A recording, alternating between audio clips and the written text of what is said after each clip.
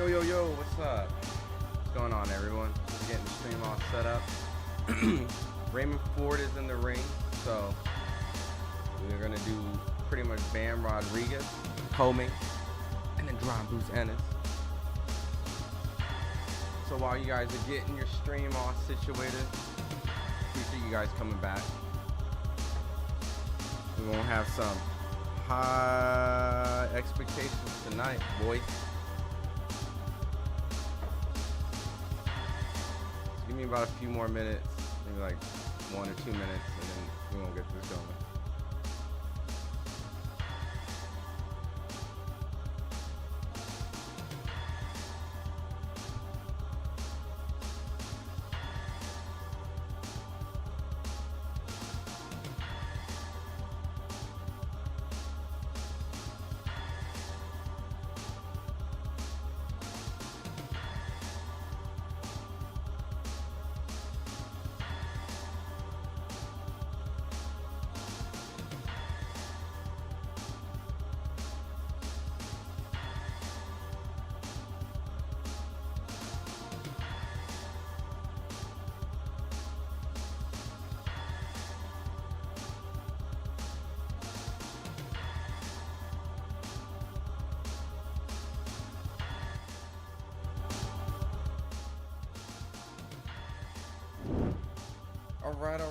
Alright.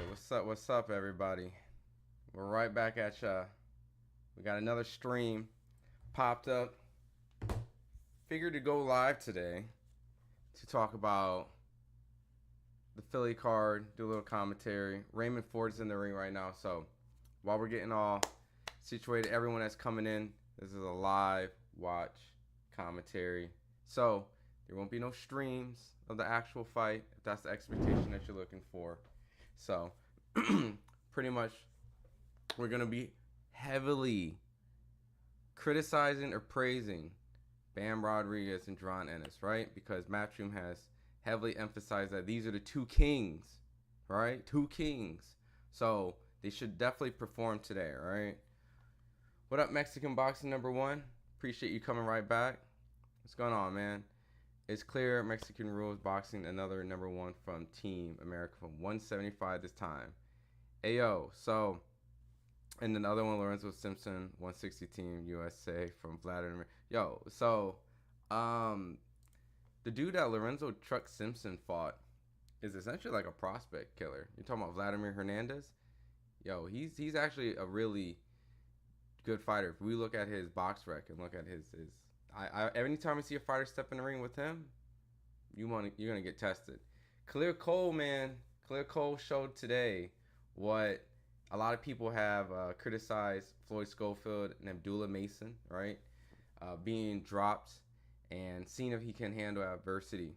And Abdullah, there's a lot of stuff that he needs to work on, but they're young prospects. He got through that. Floyd Schofield entering contender status, a lot to learn from.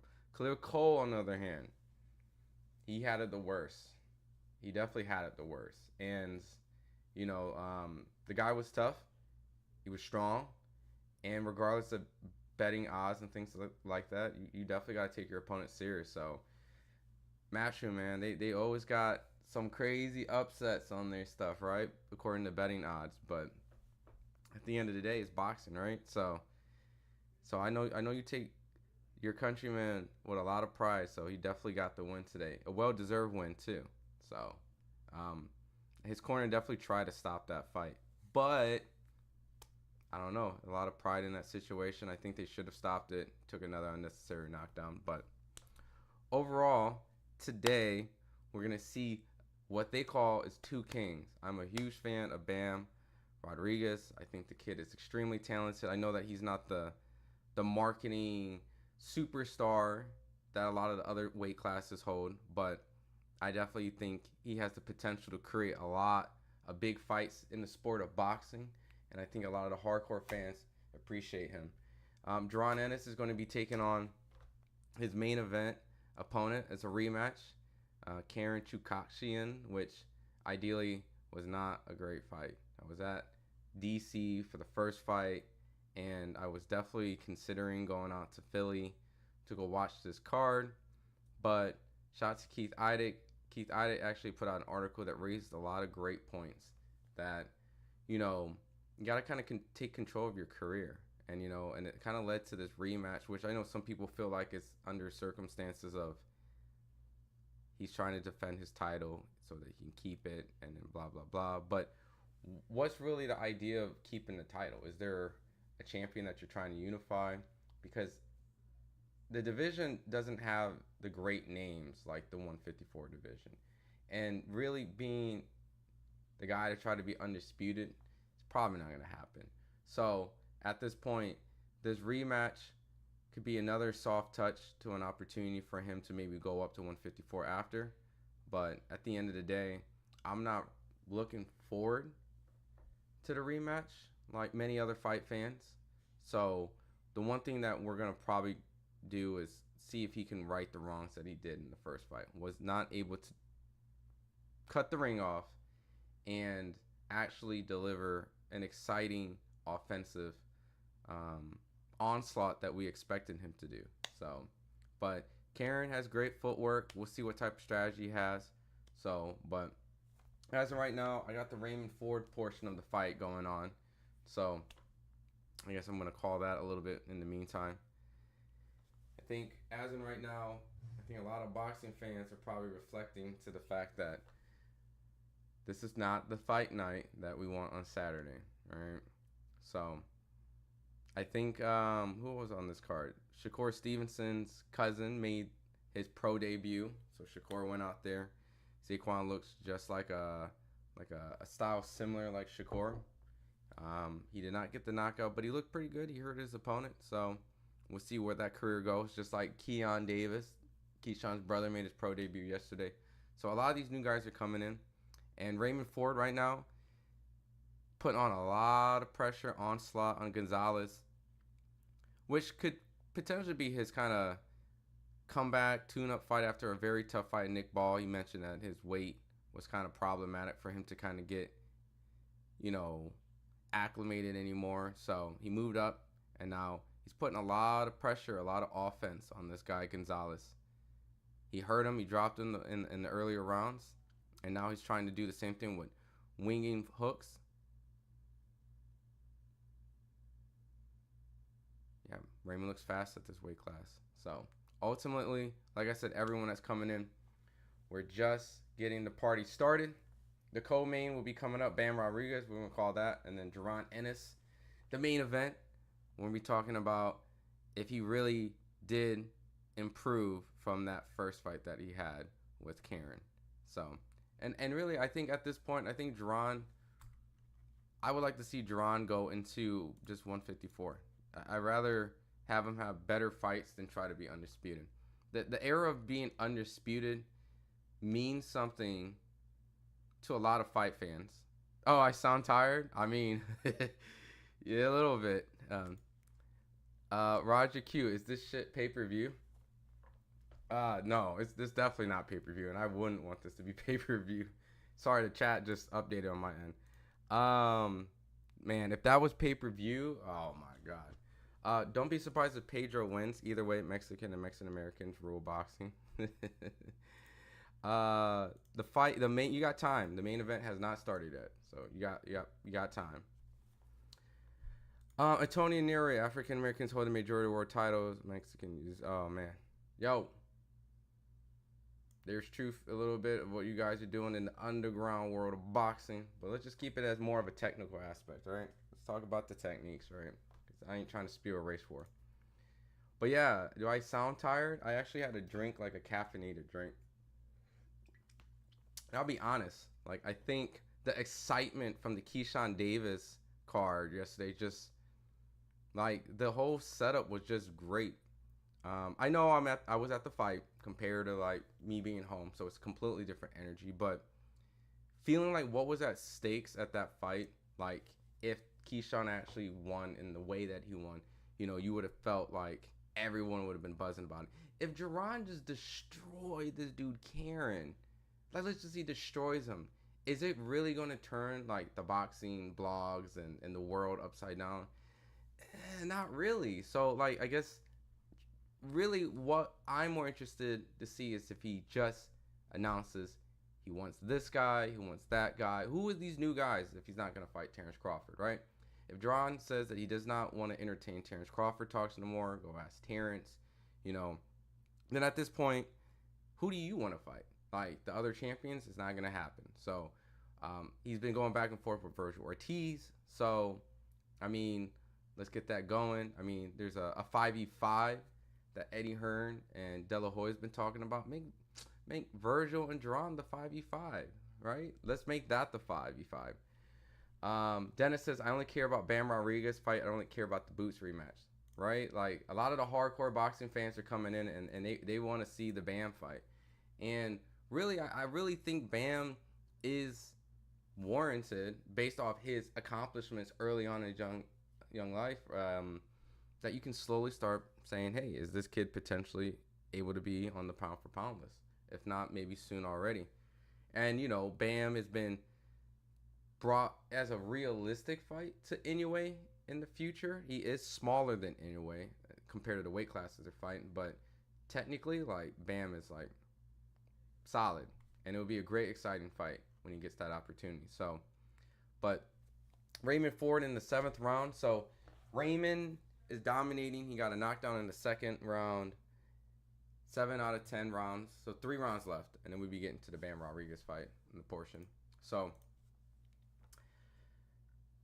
Raymond looks like Raymond. Raymond looks good. He's throwing a lot of combinations. He's putting those things together. So, unfortunately we were never able to kind of get Raymond Ford with names like Oshaki Foster. I know they were going at it a little bit. So, but we'll see. We'll see how this all pans out at the end of the day. Good body shots from Gonzalez. Raymond Ford in a clinch. Ref breaks it up. So I'm going to pull something up really quick as a potential box rec. Right. What is Karen's rankings for this fight? Jaron Ennis.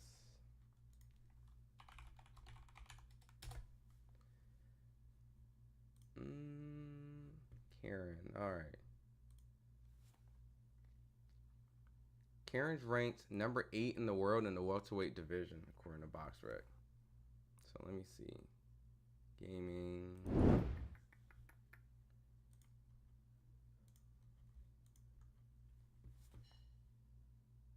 Man, this is the welterweight division.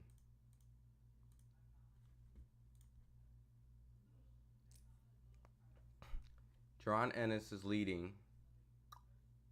Connor Ben's number 2 according to BoxRec. That doesn't really say that much. Jin Sasaki. Who is this guy?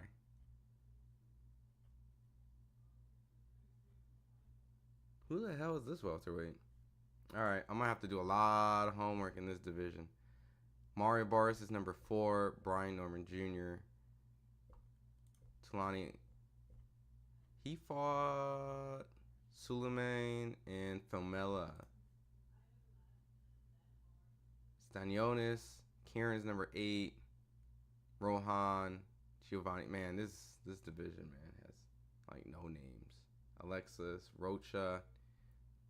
Ultimately, I still never understand why Jaron and Blair Cobbs is still not happening. Like, with the hardware always being online, the hardware being the prized possession in many people's eyes, right? They want to be undefeated and undisputed and make all this stuff. Like, I think it's just time to just start making marquee names in fights, right? Oh, yeah, Matias won by 2nd round knockout. Yo, thanks for the update, because when he lost to Paro, like, the matchroom relationship with him and them, like, it just ended instantly. Like, that was so crazy. He wins the title, right? Signs with matchroom. He loses his title defense as a homecoming fight, right? Because there's a lot of homecoming curses. And then he's not with matchroom no more. And then Eddie and matchroom have a matchroom card on the day that he fights. That's crazy. So, and the dude that beat him, who's from Australia, is fighting in Puerto Rico. That's crazy, man. But shout out to Matias, man. Dennis, let me move your thing over a little bit real quick. Actually, let me go back to. Let's see. So Dennis tells me, I was shocked yesterday. I did not expect two things to happen. Abdullah Mason knocked down twice and Keyshawn Davis winning the way he won. Impressive, right? Like, it was impressive that Keyshawn just went out and destroyed him. Look, I'm telling you right now, I am so much happier that I went to the Keyshawn Davis fight than the Boots fight. And there's no shots as Boots as a fighter. Now, I'm just talking about my honest opinion. Like, my honest opinion when I look at what was a more exciting fight, potentially in style, and what was a more meaningful fight. And Keyshawn delivered on the biggest stage of his career, and now everyone's been talking about him in Tank, right? Like, his stock rose so much from that. It's incredible what one night can do.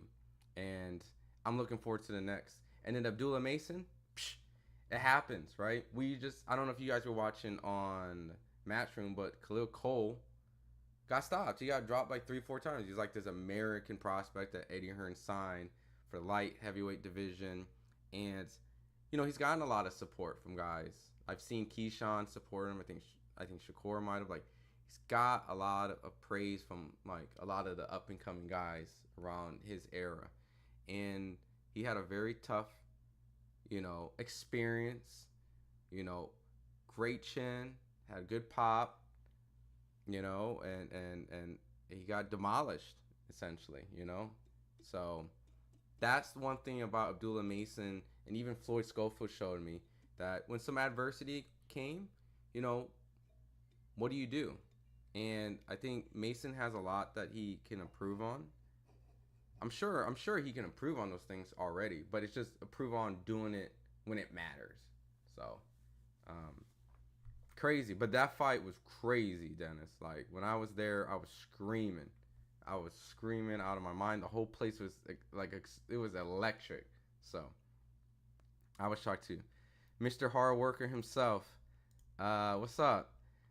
Raymond Ford just dropped Gonzalez in the 8th round. Perfect, man. We can speed this up. Man, dude. Raymond looks sharp. Raymond Ford looks good. Raymond Ford looks really promising. This fight probably shouldn't last any much longer. The way that Raymond's just taking him apart. But speaking of Puerto Rico, how odd Hutchins gonna hold up? How is Hutchins gonna hold up against Paro? This is tough, right? This is the tough thing about Liam Paro and Richardson Hitchens, right? I definitely can be honest. I was looking at how Keyshawn would do against Gustavo Lemos to really see how easy Keyshawn Davis was going to make it look, or how hard it was going to be for Keyshawn. And because Keyshawn dismantled him, you have to sit and think, is it because of the simple fact that Keyshawn's just that much better and Gustavo Lemos is a good fighter? Or is Gustavo Lemos just really not that great and Richardson Hitchens just struggled with a not that great guy? So there's a lot of things to factor in. Richardson Hitchens is kind of a big guy for 140. And both those guys had to make a rehydration of 10 pounds the next day, similar like what Lemos had to do for Keyshawn Davis, and based on Virginia's athletic commission. So Richardson Hitchens may have had some weight disparity. I'm just gonna give him like a cop out in that situation, right? I'm gonna give him the benefit of the doubt, and then I'm gonna explain the other way. So let's say the benefit of the doubt, like the weight cut wasn't properly done on his end, because he was very concerned about doing that rehydration clause the next day. He told me that himself. So maybe that might have played a factor. Maybe stylistically, that's just a style that he just struggles with, and Paro might not have that same style. But I really think at the end of the day, I think it's probably just that Keyshawn's probably just the better boxer at this moment. So taking out all equations, I think it's just safe to lean to Paro, right? But if Richardson Hitchens managed to keep Paro in a very boring match. It could be possibly just the fact that he just had one off night. If Paro destroys him, then, Richardson, Hitchens, and Gustavo Lomos might just be really at that same level. So I really don't want to take away anything and really don't want to make any excuses. I just think that Paro beating Matias is more impressive. Hitchison struggling with Lemos kind of puts some at this kind of level. And then Keyshawn destroying Gustavo Lemos puts him up here. So I think Hitchens should be the underdog. And, oh man, Raymond's just destroying him. So, yeah, that's pretty much what I think. My only problem is I don't like people calling Keyshawn Davis the next Crawford. I agree with that. I think we have to wait because even when Crawford was being developed as a fighter and he was going through the motion, it was still so far to kind of see what he was capable of doing, right? Him fighting Breedis Prescott, it's really hard to imagine at that time that he was going to be a 4-division world champion, undisputed in 2 weight classes. And yeah, it looks like Gonzalez was a slip. It's just hard to even picture that at that time. So you don't know what the next guy in the sport is going to be, right? I think Keyshawn, as an entertainment value, has a lot. He's entertaining inside and outside the ring. I think he's one of the guys that boxing really needs in the sport right now. I think he has a lot of attributes. He's very colorful. He's vocal. He asks for fights. He calls out people. He trash talks. He makes people happy. He pisses people off. And then at the end of the day, regardless if you like him or don't, if you think he's corny, if you think he's cool, when he fights, you watch and you're like, all right, that was good. That was entertaining. I appreciate that, right? So that's really what you want from a fighter. Someone that you can root for, root against, but be entertained. I think Keyshawn does a really good job of that. Is he going to be the pound for pound guy? We'll have to see. His career just literally just started. So I think the reason why he gets the Crawford comparison because he trains with none other than Bomac and Red, Esau, the whole B&B crew. So there's going to be a lot of fundamental things that you're going to see that Crawford does and then Keyshawn do. That's going to be similar, but within their own style. There's a lot of advice given from probably Crawford to Keyshawn because Crawford came out and to support his stablemate. So you're going to see a lot of influence, but you're also going to see a completely different form of that influence. And Keyshawn Davis is his own individual. He likes to fight. Terrence likes to fight. They have the ability to box and bang. Terrence has shown a lot of different level changes. Feinting, Keyshawn does that too. So I think that's where it really comes down to. With the same punch, he got him in the first. He sure was. Agreed. Yeah. Fire emoji, man. Box, pound for pound. It's the 10th round, 2 minutes and 30 seconds. Raymond Ford is pretty much cruising away in a victory against Gonzalez. Right after that, I'm going to start calling the Bam Rodriguez fight and then the Jaron Ennis. So I'm going to call blow by blow because I am a fan of Bam Rodriguez. And I like Jaron Ennis too, like as a fighter. It's just lately he just hasn't really had good opponents. And in those not good opponents, he needs to deliver like spectacular like Keyshawn did. Did you hear Tank left his... That's not true, Dennis. That's not true. I was just with Calvin and Kenny last week. So, no. Tank did not leave Calvin. I was just with them. So, no. That's all actually like those AI channels that just take footage and just put a whole bunch of stupid stuff together. So, can Keyshawn use both stances like Crawford? I've never seen Keyshawn switch hit. So, I would say that he's just a one stance fighter, right? Some people also feel like Crawford is naturally a southpaw who can switch in his orthodox stance, but he's most comfortable with his southpaw. But it really just depends on the opponent, really, And I think his southpaw is more of a style when he comes to the kill, like destroy you and hurt you. And orthodox is just another look, you know, to kind of throw your game off a little bit. So, but there's many times you see him start off in orthodox and then switch to southpaw, um, or vice versa. But if you really watch his old fights, when he hurts his opponents, he eventually goes straight into the southpaw position. So, but 28 seconds. Raymond Ford looks like he's definitely gonna walk away with the run right now. Gonzalez is trying his best, but it's not enough. HMG Nick, what's up, man? What's up? All my energy left me at that Keyshawn Davis fight, man. That fight was crazy. Ray Ford, no killer in him. Wait, Ray Ford, Gog, no killer in him. You saying Ray Ford ain't got he's not a killer? He ain't got no dog in him? Is that what you're saying? Ray Ford, dog, no killer in him. How you been, man? It's been a minute since I think I've seen you around. But yeah, like I was saying, I'm gonna go back to that screen. This welterweight division is flat, and there's no disrespect to the guys in there. Cordell says Calvin is like a dad to Tank. Absolutely, dude. That's don't listen to that stuff. Trust me. That Calvin Ford stuff is not real, man. If you ever want the truth, just follow the Instagram, man. Just follow the Instagram, Kenny Ellis and Calvin. You'll know.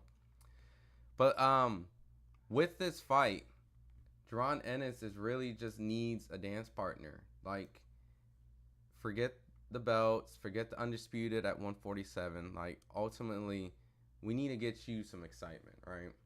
And it's only so long that you could be this guy that nobody wants to fight, and you're the boogeyman, and you know everyone's ducking you, and you know, like the big guys, the big pound for pound superstars aren't giving you a chance. It happens, right? It's a timing thing sometimes, right? Keith Thurman came at a time where he wanted Floyd, you know, and luckily he was able to get Pacquiao, but at that specific time he couldn't get Pacquiao. He couldn't get those type of guys. So he had to do his own thing. Sometimes you just miss an era. You just miss the Floyd Mayweather. So for Jaron Ennis, I know Conor Benn's actually at the fight. So maybe Conor Benn can do some call outs or something. Maybe some other guests might pop up. I really wish Blair Cobbs and him would go at it. I mean, I think that would be an exciting fight just for build up, trash talking. You know, I think you would have to favor Jaron in all these matchups, right? But just because you favor him in all these matchups doesn't mean like you still can't make these fights. You still need to make some of these fights so that the fans have something to hold on to and actually be entertained and actually watch it be delivered. So, I'm happy it's not true. It makes no sense for Tank to leave him. Absolutely, Dennis. I see you got Roy Jones, man. Y'all must have forgot Mr. Roy Jones. Roy Jones was essentially like the first boxer that I can remember, like my dad constantly like watching as a kid. So, had a lot of great memories with Roy Jones, and also heartbreaks when Antonio Tarver. Yeah, man. But at the same time, I grew to appreciate Antonio Tarver as well as a boxer, you know. So shout out to Roy and Tarver. Ford predictable. Are you HMG Nick Ball? Is that what you're telling me? Because Nick Ball beat Raymond Ford, man. Ford predictable, or are you saying the outcome was predictable? I mean, he was cooking him, man. All right, man. We got Bam Rodriguez, man. That's that guy better show out. And one thing about Bam Rodriguez too is when I watched him in like significant fights, he fell flat a little bit, you know. So I hope this tonight is not one of those nights where he doesn't rise to the occasion because Pedro Guevara is not like an Estrada or Sonny Edwards or Rung Basai, right? If I look at Bam Rodriguez's record, after he beat Rung Vasai, he had a subpar performance against Israel Gonzalez. I remember this, and he got a point deducted from low blows. I think that was on the Canelo card. Then the Christian Hernandez fight wasn't really that great. So he fights Sonny Edwards and just put on a masterful performance. And in Estrada, the same thing. So hopefully this Pedro Guevara fight doesn't bring out the lackluster versions of Bam. I forgot Raymond was on the undercard. Raymond just destroyed him. Raymond was just taking him apart, just beat him up. He knocked him down multiple times.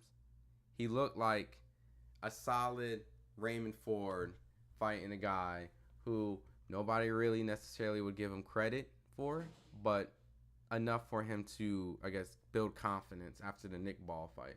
So, but he looked great. He looked great. Raymond Ford's in a whole new division. He moved up. So the potential fights that Raymond Ford could be looking at, right? He moved up to 130. That's what he did. So the 130 champions. Let's see. That's 122. 28. Actually, Raymond Ford can fight Shockey Foster. Ford was below Shockey Foster before. Got it. So yeah, so we can maybe see Raymond Ford or Shockey Foster. They've been talking a lot of trash.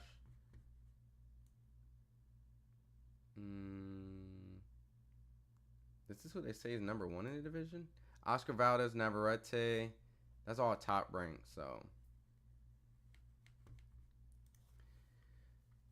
Do you think Raymond Ford...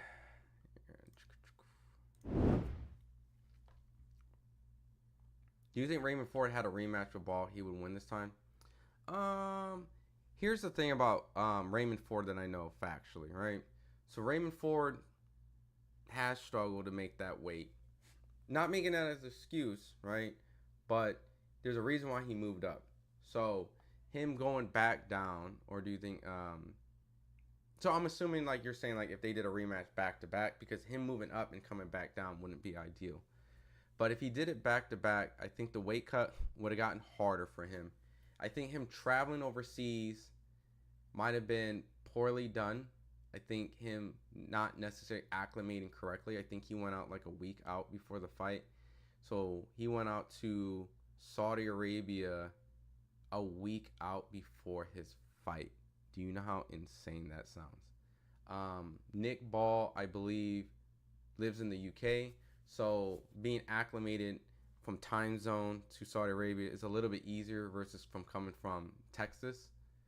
So I think things could be different if they didn't have to travel to Saudi Arabia, and if they did travel, again, they did it right. Go out there maybe 2-3 weeks out. So I might be like biased on the style. I did give the fight to Raymond Ford, but it was very close, and I wasn't mad that Nick Ball won the fight. I just think that Raymond Ford did a lot more good work early on, and then he managed to weather some of the storm and probably get a couple late rounds. But at the end of the day, come on, man. They wanted Nick Ball to get a belt. Nick Ball fought Ray Vargas, controversial loss, and most times you have to get another fight, like to get a world champion shot. Nick Ball went from a world champion shot to another world champion shot, and you know they love Nick Ball over there. So they were really trying to give him a belt. So if it was a close fight, I was not surprised that Nick Ball got the fight, because they want him to have a championship. They want him to be a champion, you know, and not saying that Eddie doesn't want him to be a champion, because that's his fighter, but, you know, boxing business works in funny ways, man. Nick Ball had a main event recently, I believe, right? Raymond Ford is still on undercards, so maybe they felt like he was a hot commodity, and they thought what was better for the sport, if it was close rounds, they just edged it. Maybe they just like the aggression, so, but as of right now, the two kings. What's up, Sylv? We're getting ready for Bam Rodriguez, man. This Bam Rodriguez fight about to go. So, but ultimately, I'm looking forward to see if Bam can actually present and show that he's actually like a king, as they would say, because I think that the more performance that he does like that warrants the pound for pound. Jaron has the like natural ability to be a pound for pound king, but he just has nothing on his resume to even solidify or even entertain that idea. So I think really, and it's not a shot at Jaron, I think really between the promotion, I think it's really personally, in my opinion, that one guy's actually closely entering like a pound for pound ranking, if not, maybe in the bottom. Just Jaron needs opponents, and sometimes that doesn't work out. But That's why I wish he was fighting Brian Norman, right? Bam is up next, right? Like this should have been Brian Norman. Today should have been Brian Norman. There's no reason why Jaron Ennis and Brian Norman aren't fighting each other. I think somewhere along the line the ball was dropped, and I understand that it's prize fight and you need to like secure your win and your prize money, but ultimately at the end of the day, I think the money sacrifice to make unifications sometimes when you're trying to make a big name sometimes needs to you got to make those sacrifices. I think it was like 200,000 personally is worth fighting Karen again. This fight between Jaron and Karen feels almost meaningless to the welterweight division and what it's going to do for Jaron. So I wish he gave a little bit more because he takes a step back a little bit in paycheck. I know that he allegedly gave up a lot of his purse to try to make the Brian Norman fight, but give up a little bit more and the whole world will be talking about a unification in the welterweight division. And that's exciting. So I kind of wish he did that. Cordell Garrett, I like Keyshawn. I want to see him versus Martin. Yo, everyone keeps coming in talking about Keyshawn, and I agree. My energy feels so flat because that is just where my energy left, in Norfolk, Virginia. And I came back from that event, and it just felt special. It felt electric. And ultimately, I think the whole boxing world was buzzing. So that boy Mason, though, I'm super excited about him. Very exciting. Some fundamentals needed to be worked on, right? That I think he can fix easily, but it's a learning lesson. Those are developmental fights, so we'll get. But Mason showed that he could battle adversity. Bradley Scott, just keep Boot active. Main thing. I think the ultimate thing is to keep him active, right, Bradley? I agree. I think if you can't make the big fights, then you just can't have them sitting around, right? So I'm not upset, and it is that mandatory call, right? The IBF was like, yo, if you can't make that unification, we gonna call Karen. So what's he gonna do? Drop the belt? Well, that's where it kind of gets tough, right? You're like, all right, well, he keeps the belt, fights Karen. All right, I understand he doesn't want to drop what, but if he can't get a unification fight worked out, then he needs to go to a division that actually will give him names, because there's not a lot of good names in there. If you can't make a Conor Benn or even like exciting, not saying that it would be competitive because many people pick Jaron, but a Blair Cobbs would be more exciting than Karen, right? So, but keeping him active is very good. This has not been a good year for Eddie Hearns. Nearly all of his fighters have lost this year. It's been a pretty bad year for Matchroom. I mean, from Joshua getting put down, face down, ass up. So even his prospect right now, Khalil Cole, lost, losing a 5v5. He finally acquires Deontay Wilder, and Deontay loses both times. I mean, it's tough, man. Next week he got Katie Taylor versus Serrano, so we'll see. I mean, I think Katie Taylor did lose this year, right? I think she lost this year, but she won the rematch. Bivol lost, even though it's controversial.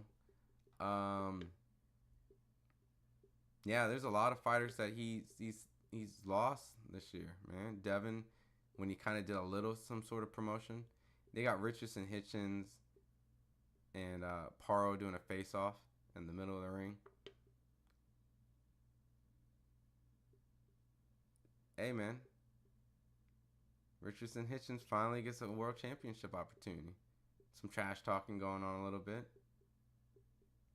Some trash talking going on. Okay.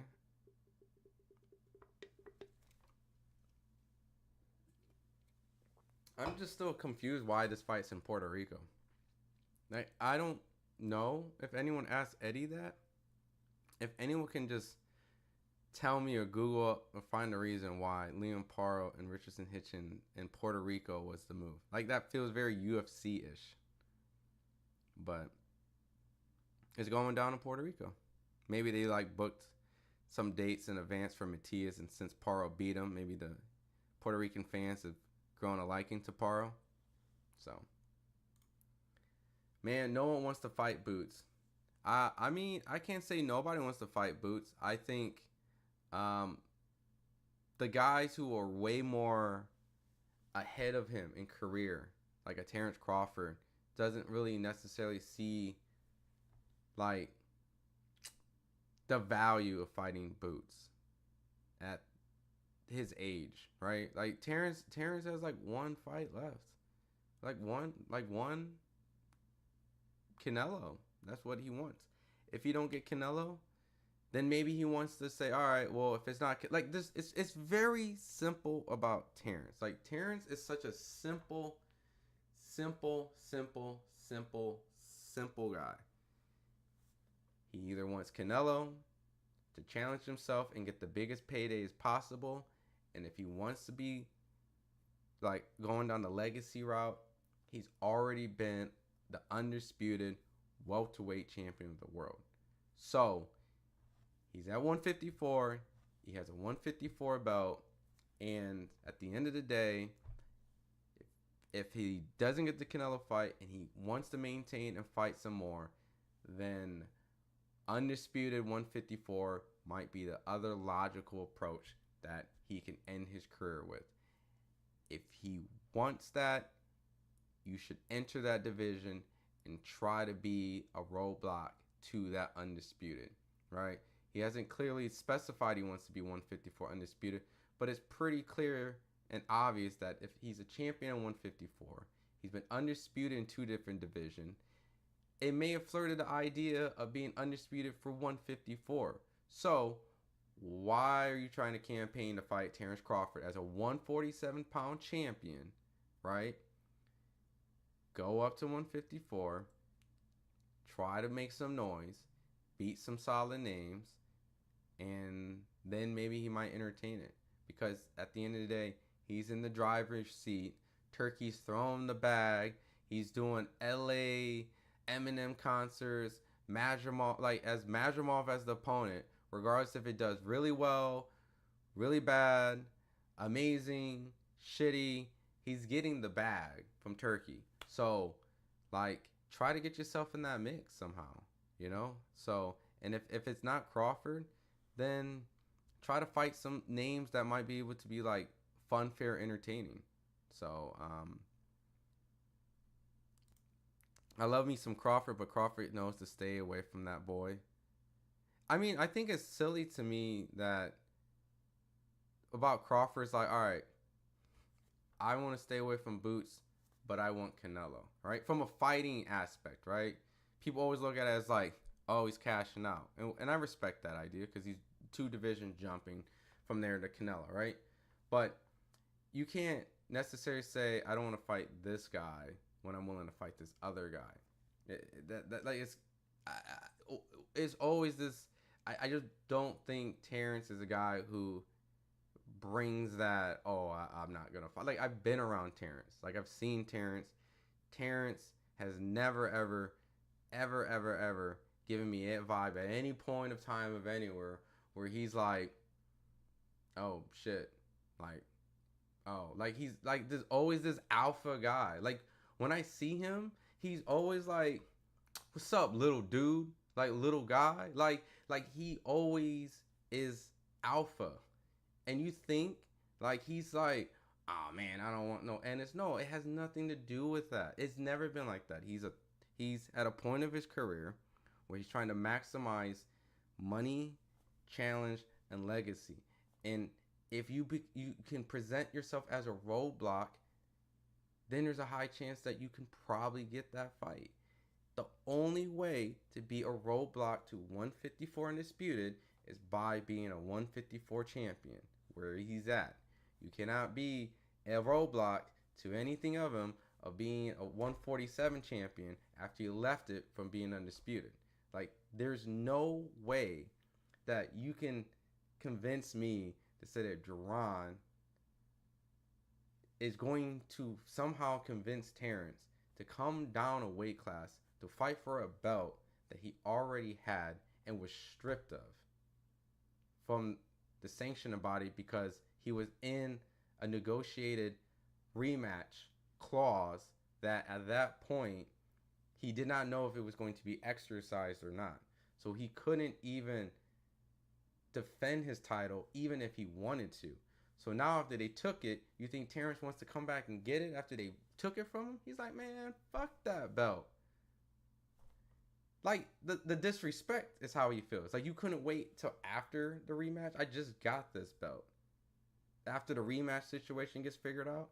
So, at the end of the day, like, you got to put yourself in their shoes and not really, like, as a boxing analytical guy. Because I see what you're saying, right? I see that you're saying, yeah, you're saying it's 50-50 fight. And I see that Ennis is bigger and stronger. You're talking about all that stuff. I'm talking about if you were a guy who was stripped of a belt that you just got, do you think you want to go back and fight that belt for that belt?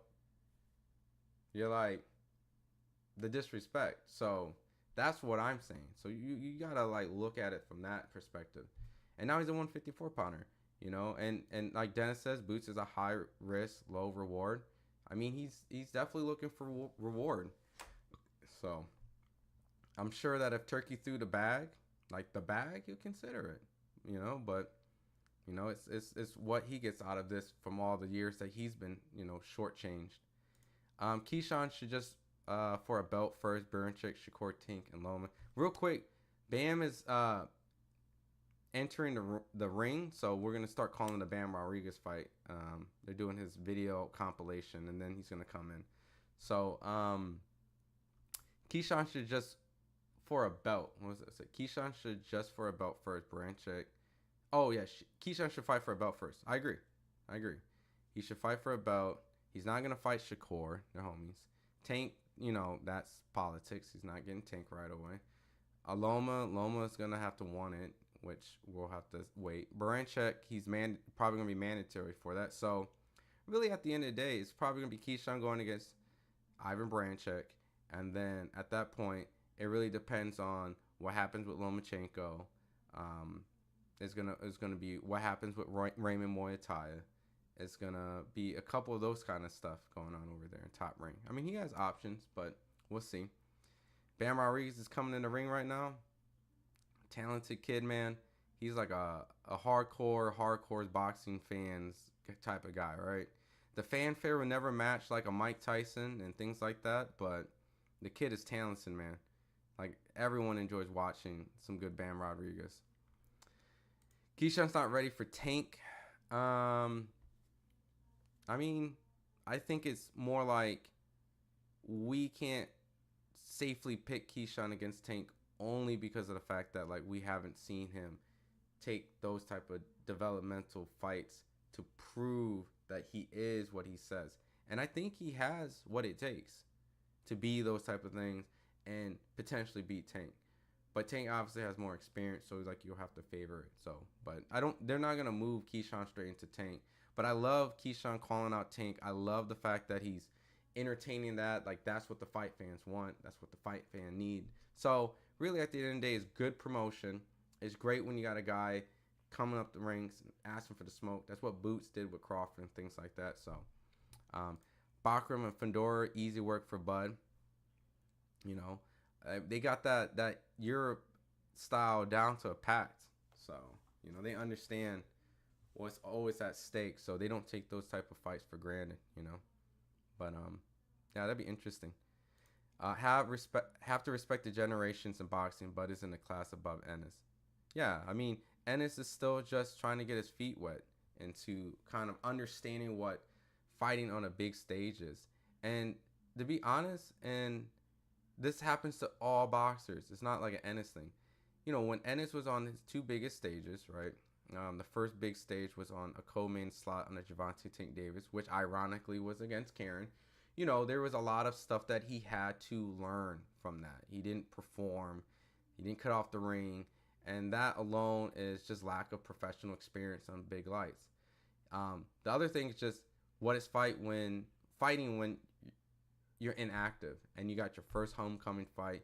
He did demolish David Avenesian, but you know, like, to be that generational talent, you know, we critique you at a higher level. You know what I mean? Like when you're anointed as this guy where many people feel like you may potentially be the next Bud, the next Floyd, the next Dre. Like that's how a lot of people you know, essentially like refer to him as. Your type of grading scale has now become unrealistically unfair. And so now you have to be Superman in your performance, right? And he didn't look like Superman. And that's, you know, fighting on layoffs and but once again, it's experience. There's a lot of guys at a high level that have layoffs and come back and look spectacular against way better opposition. So Ennis is the next crop cycling through. Yeah, and it'll be time before you know it, right? That's one problem with Keyshawn Shakur. There's been plenty of friends in the St. Louis class, but not afraid to fight each other. The only thing about Dennis is, and they're Bam's getting ready to fight. They're just announcing him in the ring, so I'm gonna call it. But Keyshawn and Shakur have a personal level that's like almost like you were there to save my life, right? I did an interview with Keyshawn, and Keyshawn referred to the time we was in dark times. He was in a mental facility, and while he was trying to get his mind together, Shakur was one of the people there to kind of uplift him and support him.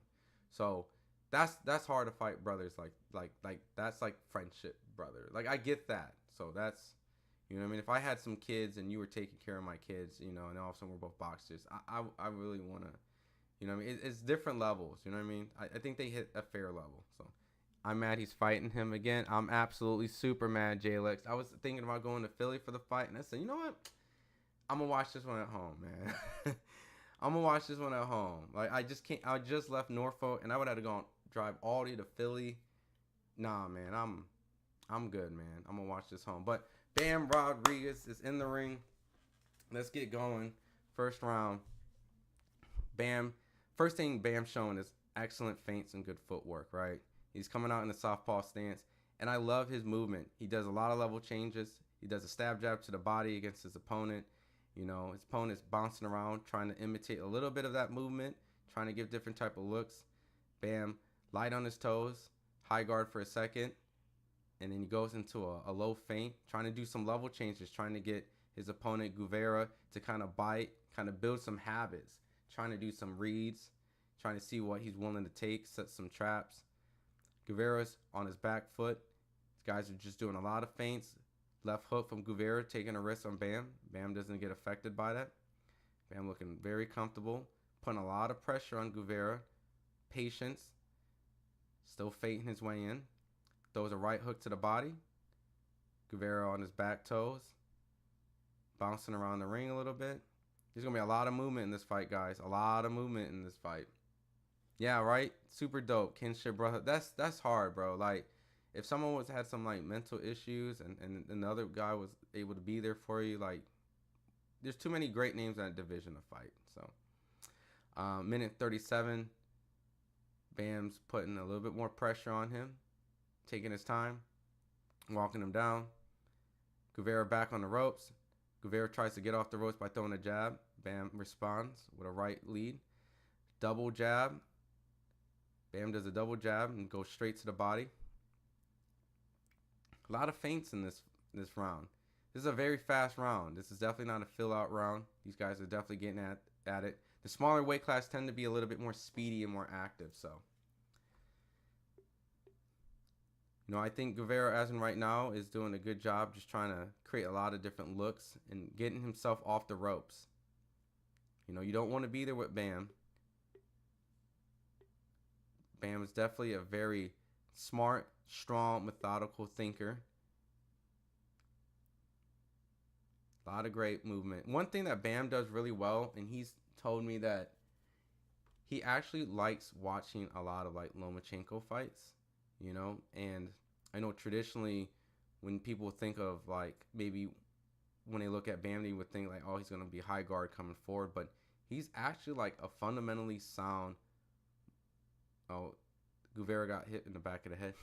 He's like a very solid, fundamentally sound, like footwork kind of guy. He don't just walk into shit. And right now you can see he's creating all different type of angles, similar just like how Lomachenko kind of overwhelms his opponents. All those type of feints constantly wears you out. That pressure wears you out because you're constantly having to play this guessing game of like, is he going to go low? Is he going to go high? Is he going to turn? Is he going to go high? Is he going to go low? Is he going to go high? Like that over a course of 12 rounds is exhausting, right? The pace, the way that you have to defensively place your arms so that you have to be responsible at all times and guess, it's a very long, draining process. And that's what Bam does great. Bam presents that in a package that unfortunately is really hard to unveil, and eventually you're getting your ass whooped. So I would give Bam that first round. I think it's very comfortable to say that Bam is in control of the fight. And Guevara is still trying to get adjusted to the pace. His back foot. He's on his back foot a lot. So, boots by murder. That's what J-Lex says. Yeah, he should. That's really what I'm watching this for, to see if he can actually beat up Karen. Dennis says, if they have a good relationship, I don't think Keyshawn taking his belt would ruin it that much. Shakur said today that if we're both champions, then I guess there won't be anyone undisputed, like out of his mouth. So, just I know the blood of the two guys fighting each other is a great storyline, but we just have to accept like they're not gonna fight each other, and it's really no point of even promoting it. What up, PJ? Hitchin's gonna lose against Paro next month. That's what a lot of people are saying. Second round, 2 minutes and 38 seconds. Guevara's on his back foot. He's trying to bang with Bam a little bit in pockets, and just kind of giving context to Guevara, like he's fought world champions. He came short to a lot of good world champions. Casemiro, Quadras. I believe he won a title himself, so he's a former world champion. So Guevara is not like a bum.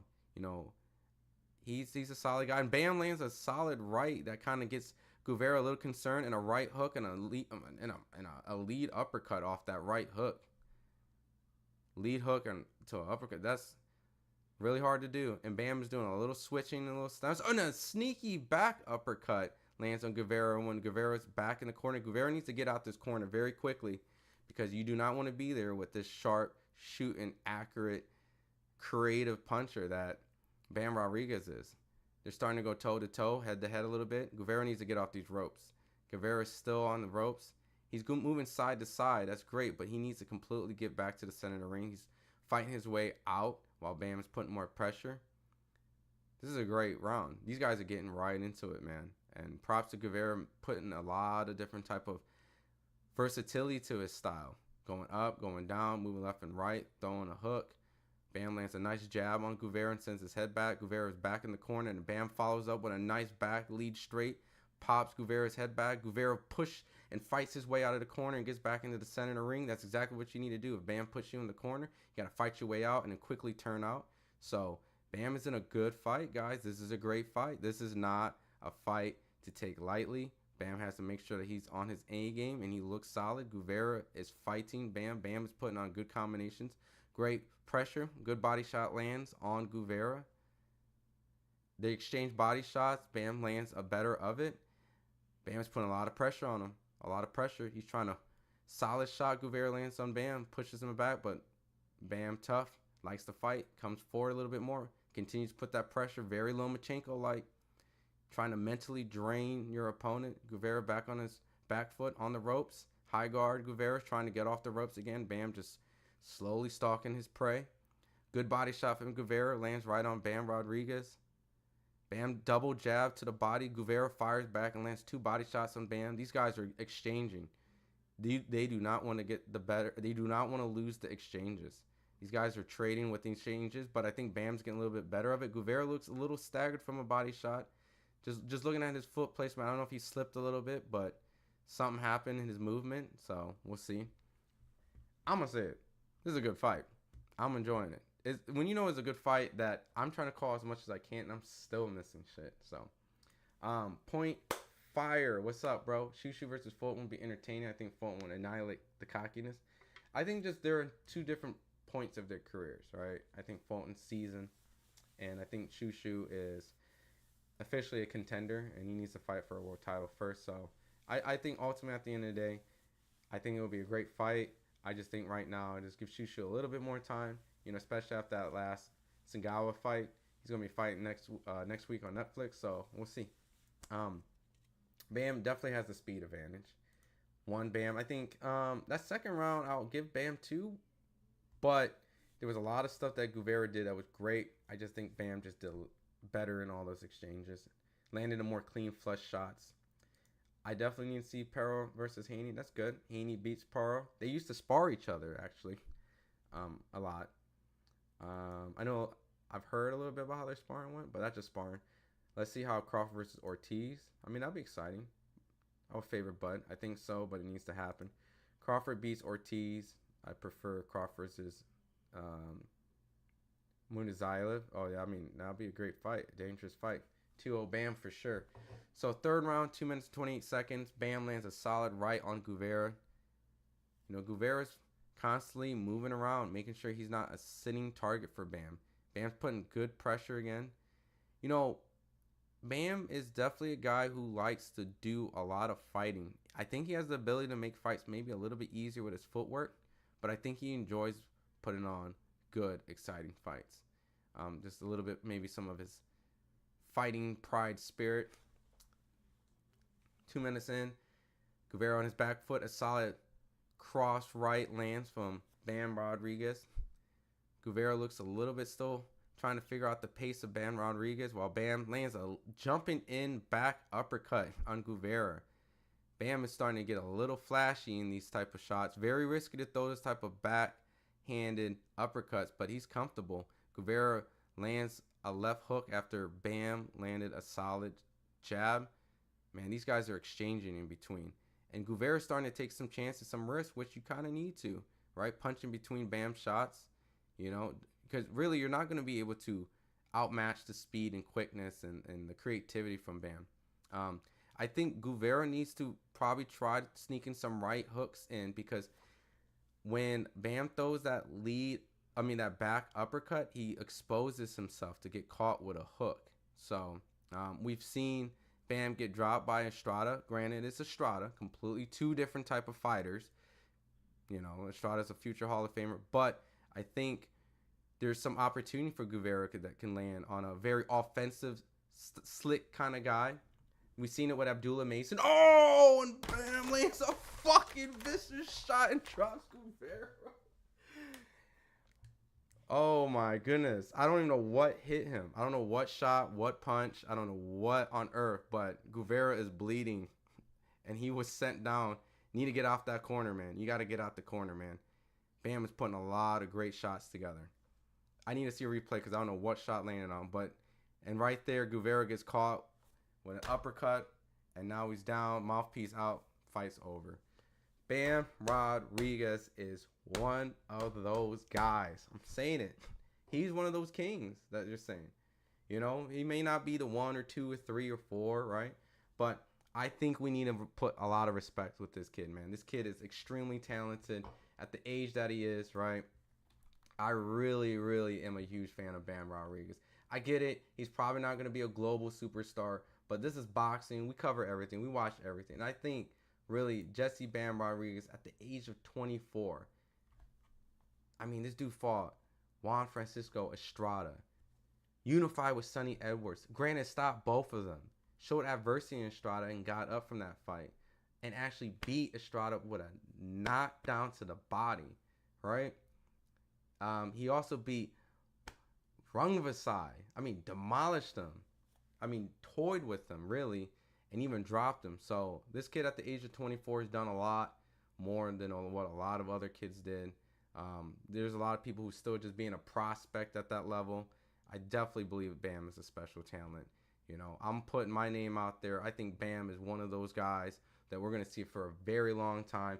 And just like the era that Morales and Barrera and Marquez and Pacquiao, and then the next era of Chocolatito, Rungvisai, Quadras, and Estradas, and this kid, this kid is in the makings to be this generation of that.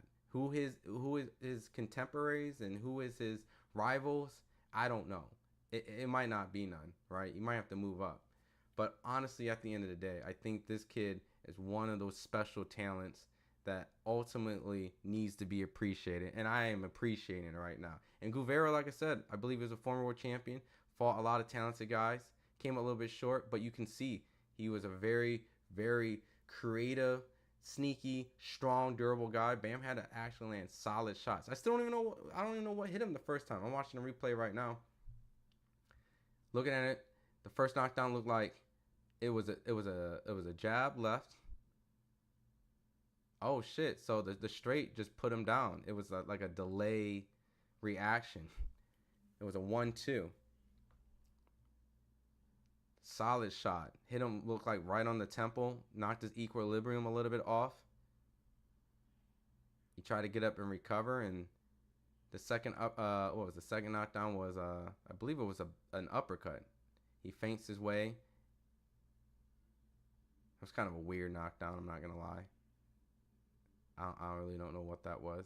I mean, it didn't look super. I mean, his head turned. Maybe like his wrist might have just turned his neck really hard. I mean, that was a shot of maybe with his wrist, but either or, man, if he landed with his uppercut flush, it would have been over with. So, Ennis versus Russell, I'll watch. Point 5, I really enjoy your insights and your commentary. Thank you, I appreciate it. Just trying my best. I'm getting a little better. I used to be a little, a little slower with the calling, but it takes practice. Damn. Right? Bam is special. Clap it up for a good Bam Rodriguez, right? We're going to clap it up for this guy. We're going to clap it up, man. I mean, I'm glad there's some excitement on this, man. Like, I'm glad there's some excitement. Man, Jaron Ennis, this is your card. This your card. You can't let Bam Rodriguez just come up and just style on your turf, man. This your card, man. Right now, Bam Rodriguez had the best performance. I mean, excluding the upset that we saw with Cleo Cole, I gotta give it up. That was, that's worthy of a performance of the night, being a 1-20 underdog. So, but as in pure competition, I mean, Guevara, like I said, looked like he was ready to go. 42-4-1. I mean, you don't see records like that no more. So, especially at those lower weights. Bam Rodriguez, they fought at 115. Cordell, this is 115. I think Bam has fluctuated between 115 and 110. So, and just for everyone who wants to know, anyway, it's a 122 pounder. So there is still a little jump right there. That's in the small weight classes, quite a jump. That is 7 pounds. That is the equivalent of a welterweight going to junior middleweight. So that's like a nice little jump against a pound for pound current great. So, but man, Bam looks special, man. And like I said earlier, like when Bam fights top competition, he looks amazing. So I just didn't want him to be demotivated because Pedro Guevara, even though he is a good fighter with a nice solid resume of just fighting a lot of elite fighters, may have not been the Sonny Edwards with the trash talk. It may have not been future Hall of Famer Juan Francisco Estrada. It may have not been the Chocolatito destroyer Rungvisai, but he came in there, he handled business against a very, very crafty, durable guy, and I'm impressed. I'm impressed with that performance, and I hopefully hope that maybe one day we can get him and Roman Chocolatito, right? Probably won't happen, but they've sparred against each other. But I think if he can get Roman Chocolatito, Juan Francisco Estrada, and Rung Visai, and he got Carlos Cuadras, I'm not going to lie. Not saying based on the accomplishments this man has done, but he's kind of like this era's Pacquiao, when Pacquiao was beating Barrera, Morales, Marquez. Like, at that time, that is what Bam Rodriguez reminds me. He's a guy who is coming in and kicking essentially the whole previous generation's ass. Like, just in an impressive fashion. Like, so this kid's special, and he's doing it under the age of 25. So, like, who's under 25? Like, there's not a lot of them that, I mean, I'm trying to think, under 25, right? I mean, you know, I mean, at a point, Devin was racking up wins, like, very well. How old is Teofimo Lopez? Teofimo Lopez is at the age of 27, so he doesn't fall into that under 25. But, you know, like, kid's impressive, very impressive. So, I'm curious who he fights next. I mean, he's definitely, in my books, the number one guy in that division. I mean, the only person I really want to see him fight is Roman Chocolatito. So, but I would favor him. I mean, there's Ioka, Kazuto Ioka in Japan. I know that he suffered a loss recently. It was an upset loss against the undefeated Fernando Martinez. I'm getting really nerdy in these smaller weight classes, so I won't really spend too much time because I'm just like, but that dude beat Jaron Ennis too, so that's a very solid guy from Argentina. So there's some names. You could probably fight Fernando Daniel Martinez then if it's not Roman Chocolatito. So I think there's Kosai Tanaka too, but he also lost recently too. I think he lost to I think it was like a South African fighter. Both those guys was upsetted. So he got some potential names. Not sexy names, but I think he beats them all. And I think he beats them all by, like, spectacular fashion. So, Bam Rodriguez is a very special talent. Now, we just got to wait for Jaron Ennis, really, to kind of just close the show out. So, we'll see. You know, hopefully they don't drag the pace because, you know, it's 10:22. Got to get this card rolling, man. I want to see the two kings that they keep promoting, right? The two kings. I think fitting Bam Rodriguez as a king on this promotion is fair, you know? And Robert Garcia, future Hall of Fame trainer, I mean, that dude is just racking up champions after champions after champions after champions. I mean, that is a future Hall of Fame trainer. So, and the fact that Robert was training him since he was a kid, this is a full-blown, grown Robert Garcia fighter from the start. Like, from the start. And the thing about Bam Rodriguez is really cool and special about him is that guys like Shakur Stevenson recognize at a very young age, like, this kid was different. And he was like, man, this kid punches hard as hell. Like, what's up? What's with this little dude, like, hitting as hard and cracking like this? So, he's been highly praised by a lot of top guys in boxing right now, and it's just kind of being clear as day that I don't think anyone's gonna be messing with him unless he moves up to 122 and fight like a guy like Inoue or it's just someone that's just big. So, but time will tell what this talent does, you know. And you know his brother was pretty good too. So, but he's the one that's leading the pack right now. So, RGBA Academy, man, keep this kid tight. Don't let him fall victim to anything else than this amazing gift that he has of boxing. So, right on, man. So, let's get this Jaron Boots Ennis fight going on, man, because at the end of the day, we need him to get this win in spectacular fashion, because if he has another 12-round fight that he does not catch This dude, it's not gonna look good. It's just really not. You think 118, Mr. Grandy? You think his limit's gonna be 118? I mean, he hasn't been there yet, so I mean, there's a potential. Um, who's the champions at 118? Like, I mix a lot of the weight classes at times. I'm gonna sneeze. Bear with me. Let's see, champions. Oh boy. 47, 40, 35, 30, 28, 22. It's Nakatani. Bam Rodriguez versus Nakatani. Ooh. Bam Rodriguez versus Nakatani. Alright, give me 1 second. I think my little one is rolling around. Give me 1 second.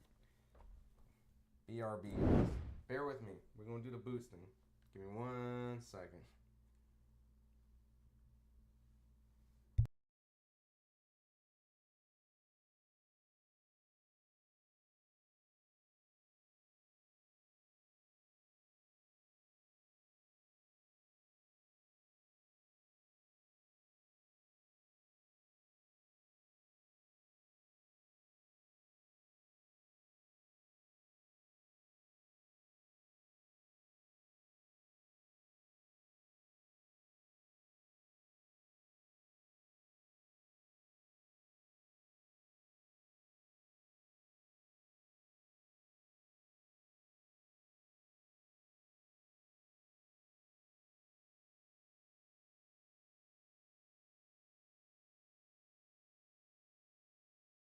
Alright, my bad. I'm back.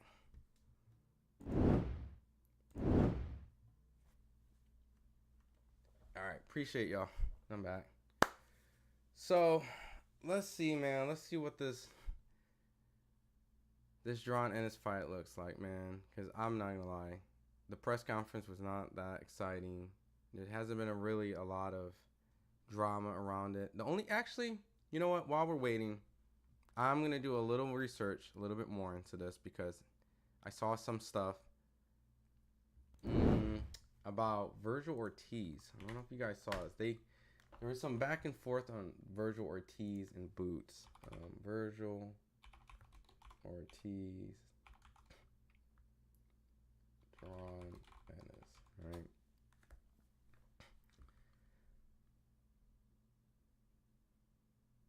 So Eddie Hearn has revealed that Virgil Ortiz and Jaron Ennis is in negotiation to potentially take place in Saudi Arabia.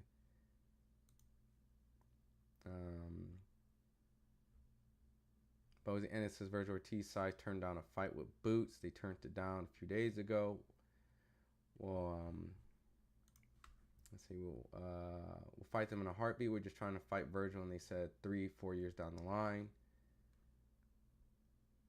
I think I saw some stuff from Virgil and their manager Rick saying that that is not true. Let me go to Virgil's.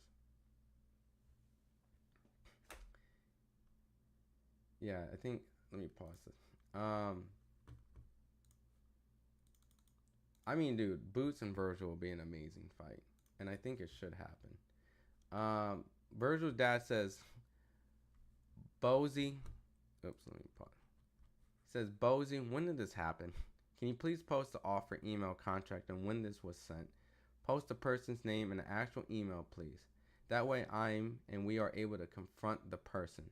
I don't appreciate this person making decisions for Virgil if this is true. In addition to this, Virgil says, this is the first time I'm hearing about this. I'm always down for a great fight. I didn't turn anything down.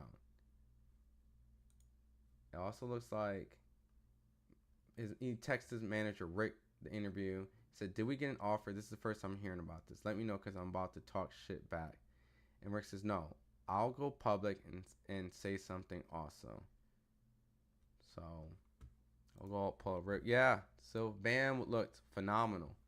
Bam looks like the goods, as always. All right. Where's his manager, Rick? Oh yeah. So his manager, Rick, pretty much responded to that whole ordeal by saying, "We're not eyeing boots, or we are not eyeing boots. Ortiz and anyone in the top 5 works for a big fight, and when we offer comes along, I don't know what." Okay.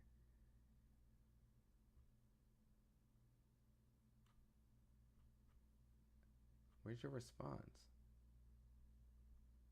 That's your response? Hold on, that can't be your response. You said you're gonna go out and say something. You're just talking about Ramirez.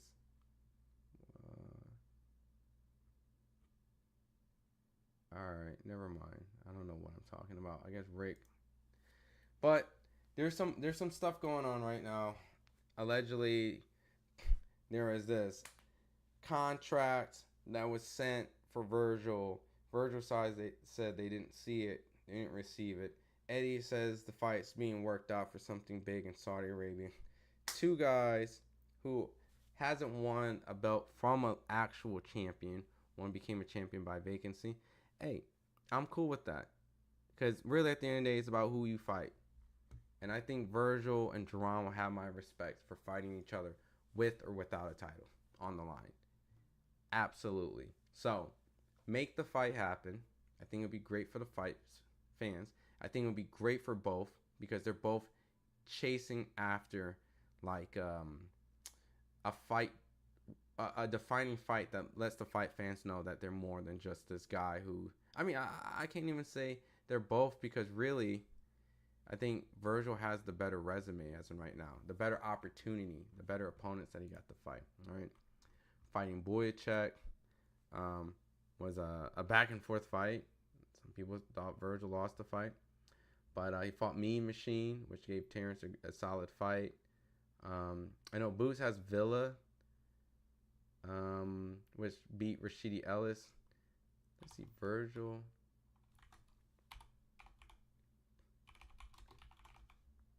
All right, and we're getting ready for the fight coming up.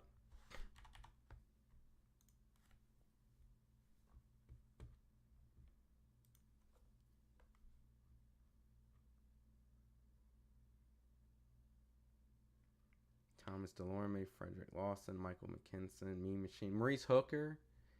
He had Maurice Hooker. Yeah. Yeah, I think Virgil has the better resume right now than Boots.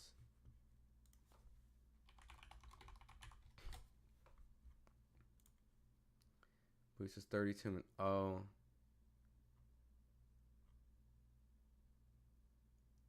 He has Sergey Lipinets. He was a former champion too. Yeah. They just need to fight each other at this point. Like it don't even matter. It don't even matter about their resume. They just need to fight each other. Virgil got a 95% knockout ratio. Jaron Ennis has a 90% knockout ratio. They just need to fight each other. Someone's getting knocked out. Someone's getting knocked out.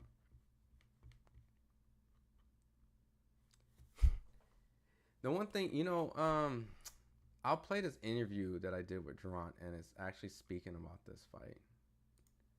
Let's see. Jaron Ennis. Let's see. Jaron Ennis fight hype.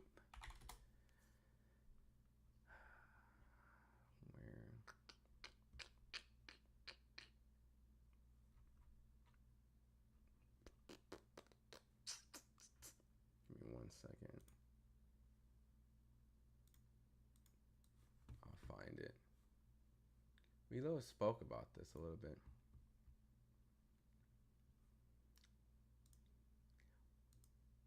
I wonder if Jaron knocks him out, what round it would be.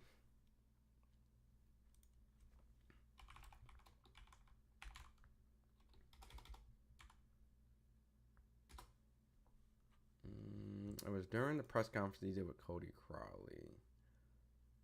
No, it's the fight when David Evan. And okay, response to Ryan Garcia. You message to Terrence. All right, it reveals it's one of these. All right, let's see. As of right now, it looks like Jaron's going to be soon making his ring walk at a point. I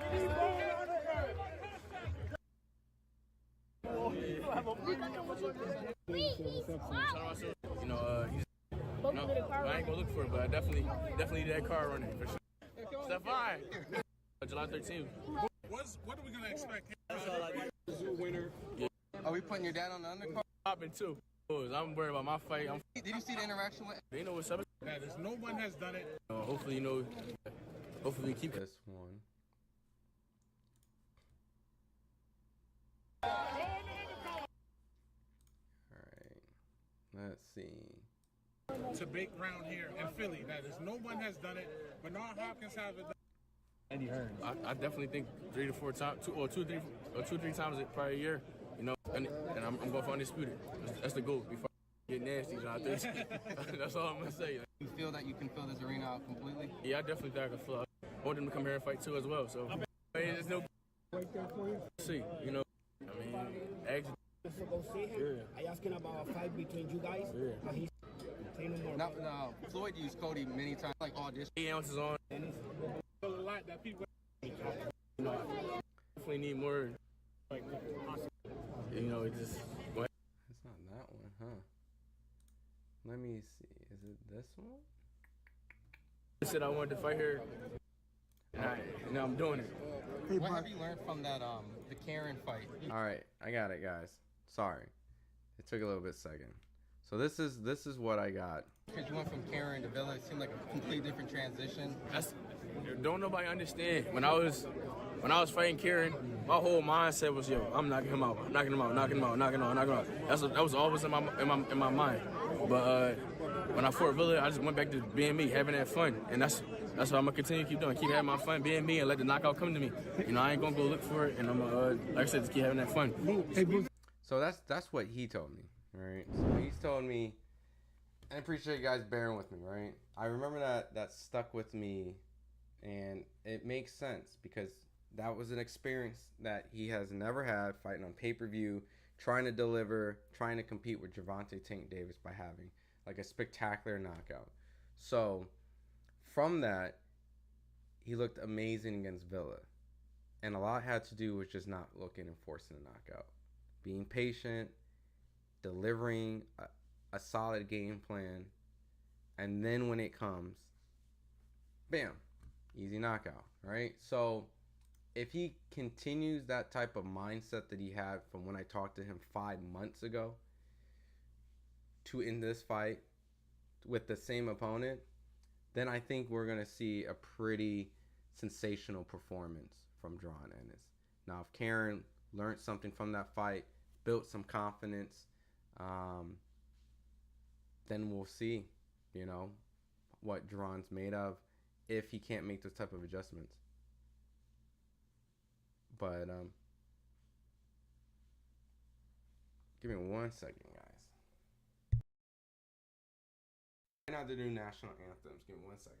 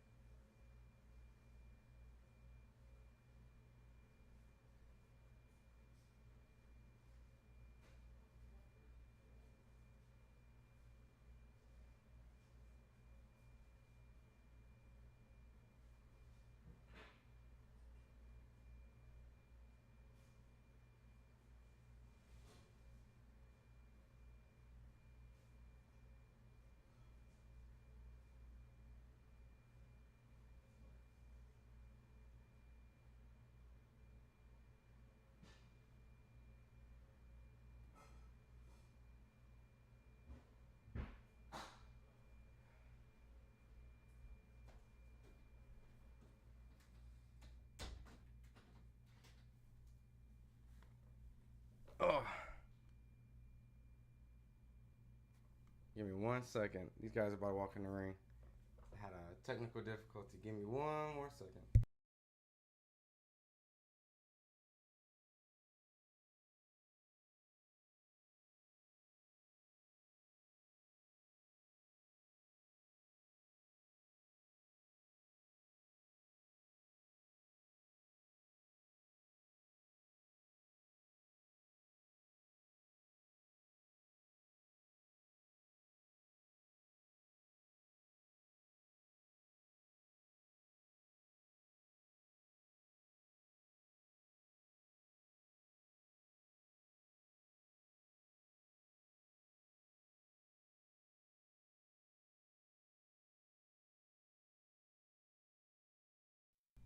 All right.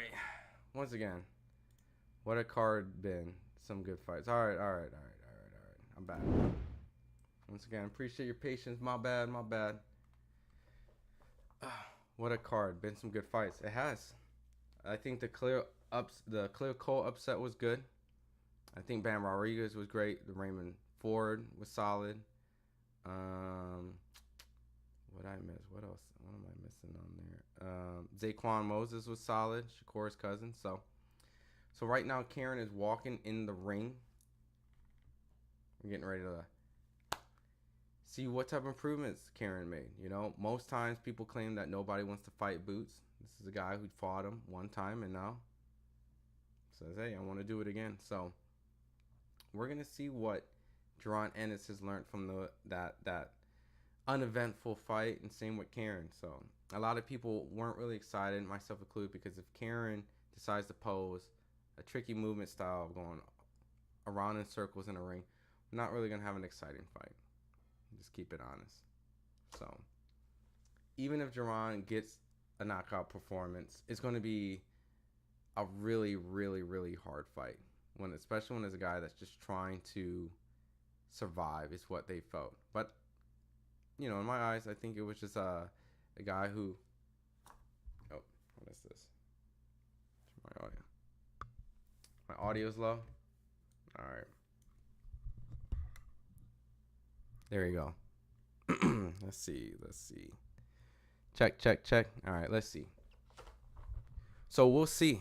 We'll definitely see if this is definitely going to be one of those type of fights where these two guys can make whatever adjustments and bang and duke it out. We'll see if Karen would take some chances in this fight. You know, I'm not 100% sure if Karen is going to present any type of physical threat, but he might bring a very anticlimactic, boring fighting style.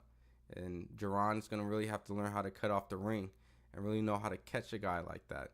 And I know a Virgil Ortiz fight is going to be very exciting if he gets past that, because Virgil's going to be right in front of him.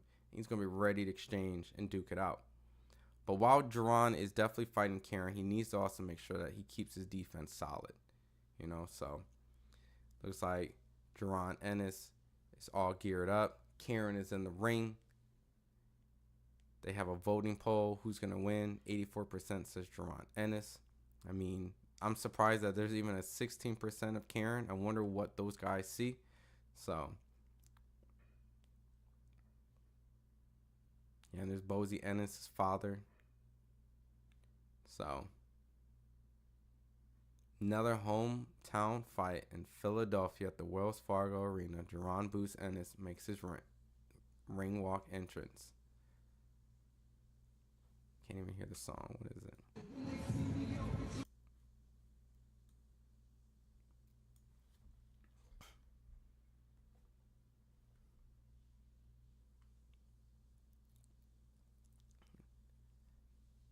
Apparently they're saying is a great atmosphere in there. They did a really good job of getting the local people to come up. I know that the tickets the first time was slated as low as $25, so I wonder if they increased the price. But anytime you have a hometown fight, you should expect a big outcome. Just like Friday, Keyshawn Davis had a great one. Jaron Ennis looks like he has another packed house with fellow Philadelphians. But he's going to have to deliver a great, solid performance. Because right now, Keyshawn Davis had the best performance of the week so far. And then Bam Rodriguez on his co-main. Definitely, as in right now, stole the show.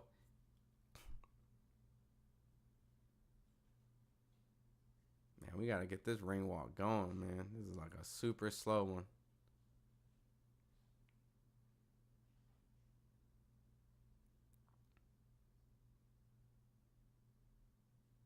You got the rapper G Herbo. I don't know any of his music.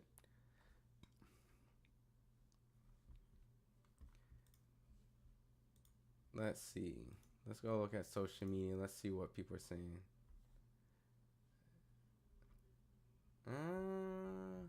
Following. For all the fighters. All right. Let me go to the social media because this ring walk is absolutely long-winded.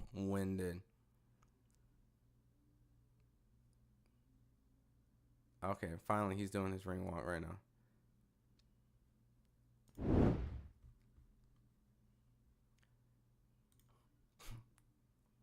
Stephen Bredman says, for all the fighters who claim their opponent ran and it's why they couldn't score a knockout, watch Bam.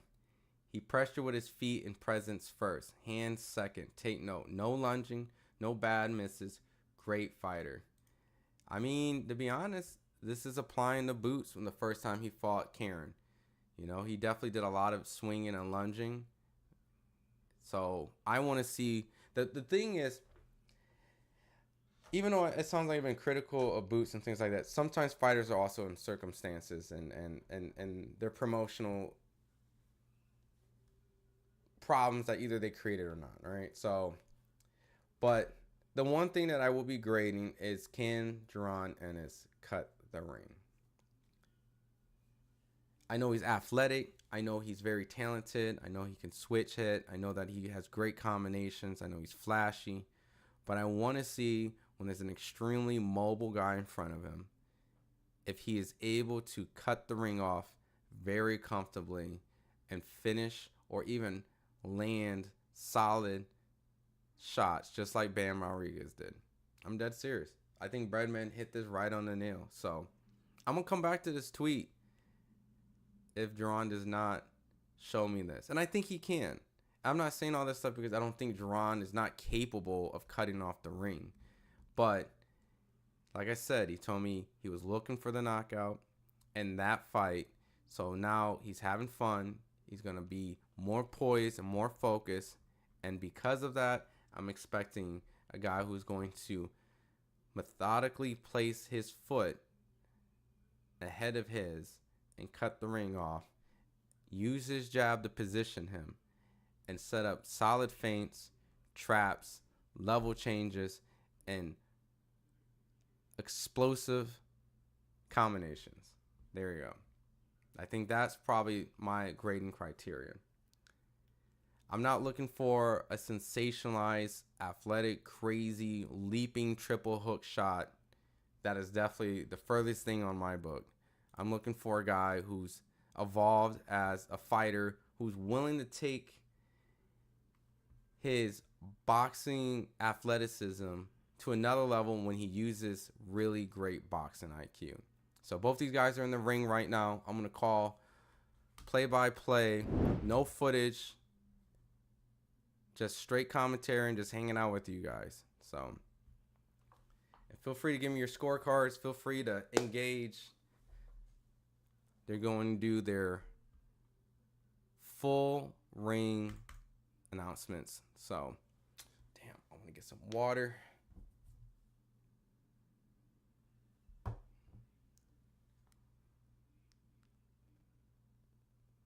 All right, they got Harvey Dock as the referee. I thought Eddie Hearn said that the pacing of these fights were going to be a lot quicker and a lot better. Is that only for the UK?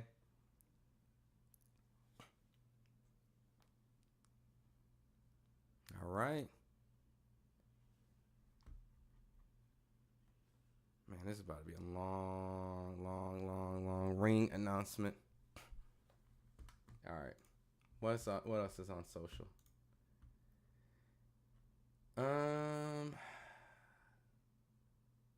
Scolding the crowd. There needs to be. I wonder what Virgil Ortiz is going to say. That's going to be one of the first people I'm going to look up. Because, you know, Vergil Ortiz is going to be watching this fight.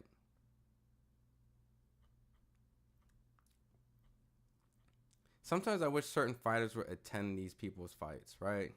So I hope Connor Ben, who's there, would say and do something. I think there's a rumor or something that maybe a Blair Cos might be floating around.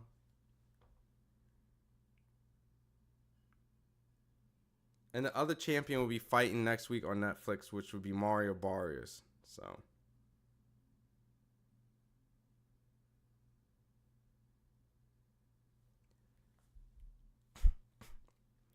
they described his outfit as white, chocolate, and purple. I mean, I guess it works. I wonder why he chose chocolate and just saying, instead of saying white, brown, and purple.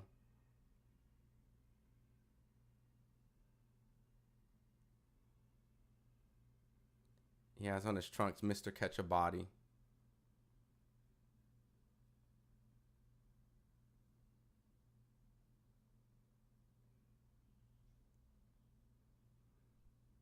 All right, they just announced Jaron Ennis. Finally, we get to watch the fight.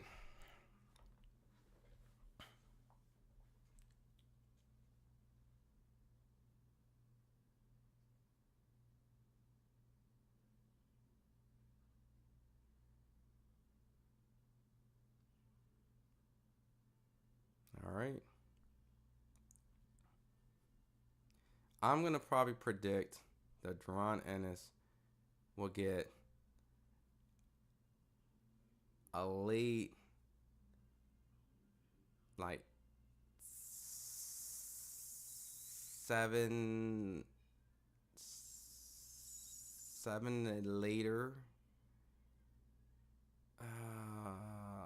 I can maybe see him. I don't know. It just really just depends. It really depends. If he looks like he figures it out, takes his time, it could be early, early. If he's still struggling with his footwork and things like that, I see it like 8 and later. So it really just depends on Jaron's improvement. All right. Here we go. First round.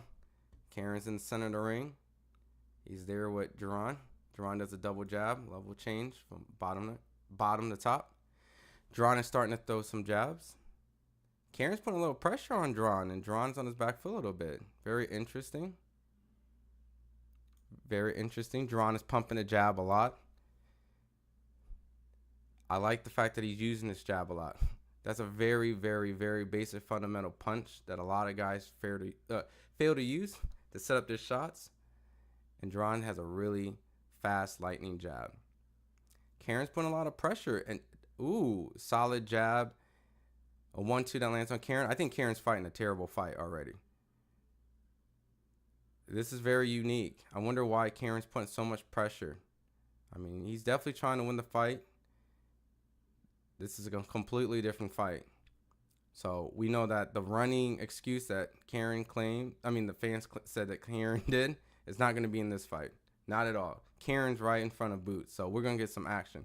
And Karen's throwing some shots a little bit. All right. We got a motivated Karen, guys. 1 minute, 40 seconds. Battle of the jabs. Karen's putting some pressure. Puts Jaron in the corner. A little bit of movement going on from Jaron. Jaron got out of the corner. Karen has good, solid head movement, going side to side. I feel like someone's going to get dropped. Very flashy. Jaron Ennis goes to the body, misses with the right. Karen throws a jumping, leaping left hook. I like what I see right now with Karen. Karen's trying to put a solid uppercut. Jaron might have buzzed him for a second. Karen needs to be careful, man. He has great footwork, so don't get caught up. Oh, did Karen land a solid hook on Jaron? Sends Jaron flying back. What is going on? Jaron laughs a little bit. Jaron gets up, Jaron engages and starts a clinch. A right hook lands right on Jaron. And a left punch. Ooh, a lead left lands on Jaron. Karen's getting some solid tactical shots on Jaron. We're starting to see Karen land some solid shots. Some more. Jaron responds to some body shots.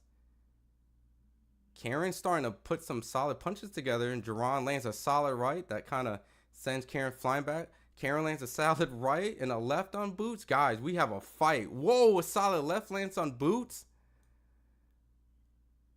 Oh, guys, we have a fight. What on earth?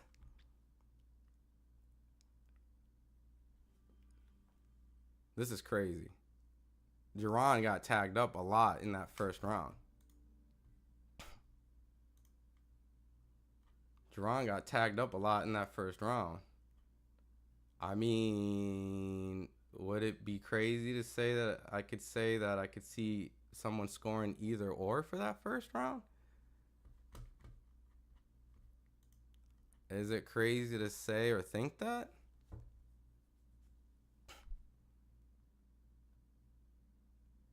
Oh man, you gotta pump that jab out a little bit more, Jaron.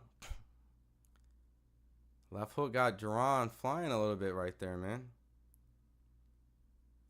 Karen definitely had the best shot in the round.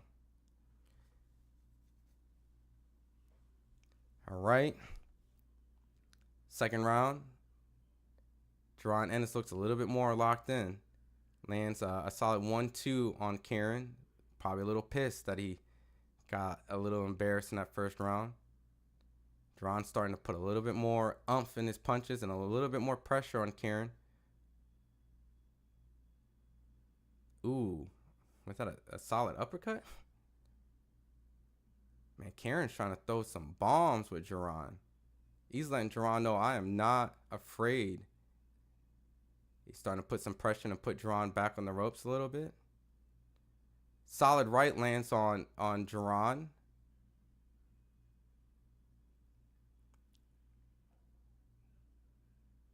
These guys are swinging. Jaron needs to be a little bit more defensively responsible. You know, he definitely leaves himself really open for some opportunities to get caught. You know, I know he has a lot of athleticism, but that lead hand needs to go up. Karen landed 2 left hooks on Jaron. Jaron needs to get his hands up. Jaron needs to get his hands up right now. This ain't all right. He blocked that lead hook again. But Karen's starting to put movement and lands. Oh, guys, Jaron's starting to get hit. Jaron's starting to get hit with some stuff. Jaron's trying to give him a different look and rhythm. Oh, and a solid left lands on Jaron, guys. Jaron needs to figure out how to get this left hook under control because Karen's landing this lead left hook very comfortably on Jaron. To be honest, guys, I'm flabbergasted by Karen being able to just land this left hand very comfortably and very consistently back to back. Karen threw a nice feint and a jab lands on Jaron, sends his head back. I don't know, guys. There's a lot of work. There's a lot of work that Karen did in the lab, and he brought it. I wouldn't even be mad if this is 2-0 Karen.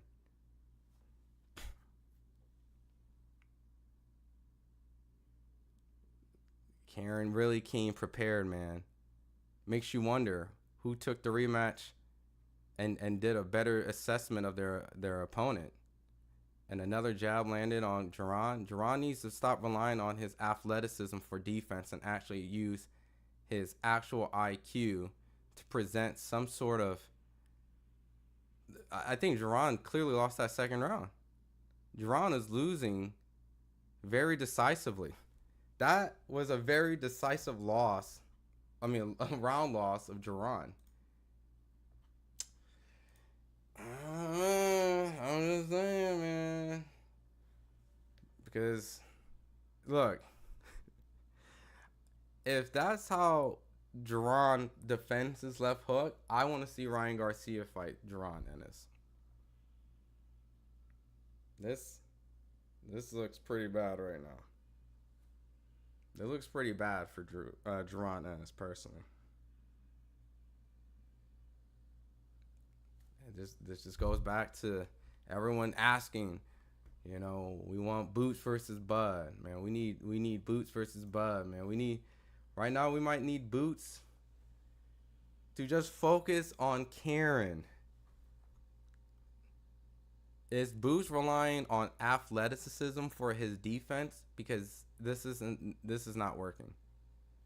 Now his offense maybe might bail him out if he lands a very vicious shot or something. Right? But man, dude, Karen's landing that jab and lead left hook, and his defense, man, he's making Boots look bad. Oh, and a sneak. Oh, guys, Karen is making Boots look bad. He lands a sneaky uppercut. Jaron needs to definitely not rely on that athleticism, and he needs to put some shots together. He needs to use that jab and follow it with some solid combination to put some good defense. He needs to put his hands up. I know he's trying to give a whole bunch of different looks. Be patient. I mean, I guess it's kind of hard with this irky-jerky moving Ukrainian fighter that's giving him so many different off-rhythm looks. But man, Jaron is definitely going to be in a lot of critics' columns tonight, bro.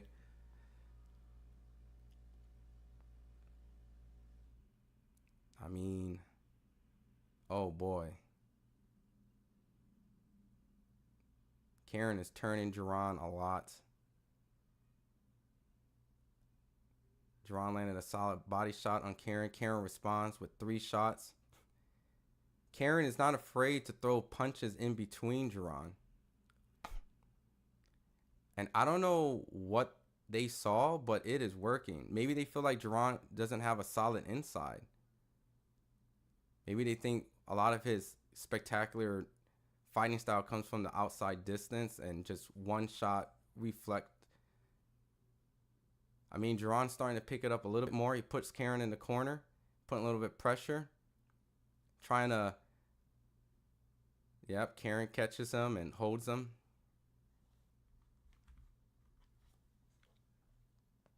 Ooh, a solid right now lands on Jaron.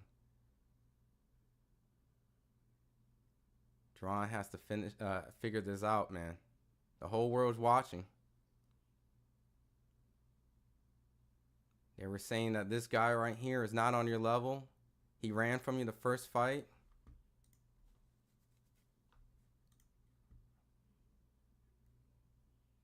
Solid 1-2.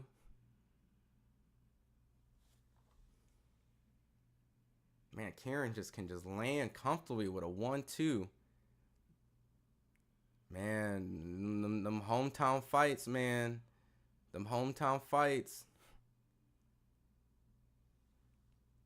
Man, he's making Boots look very uncomfortable in there.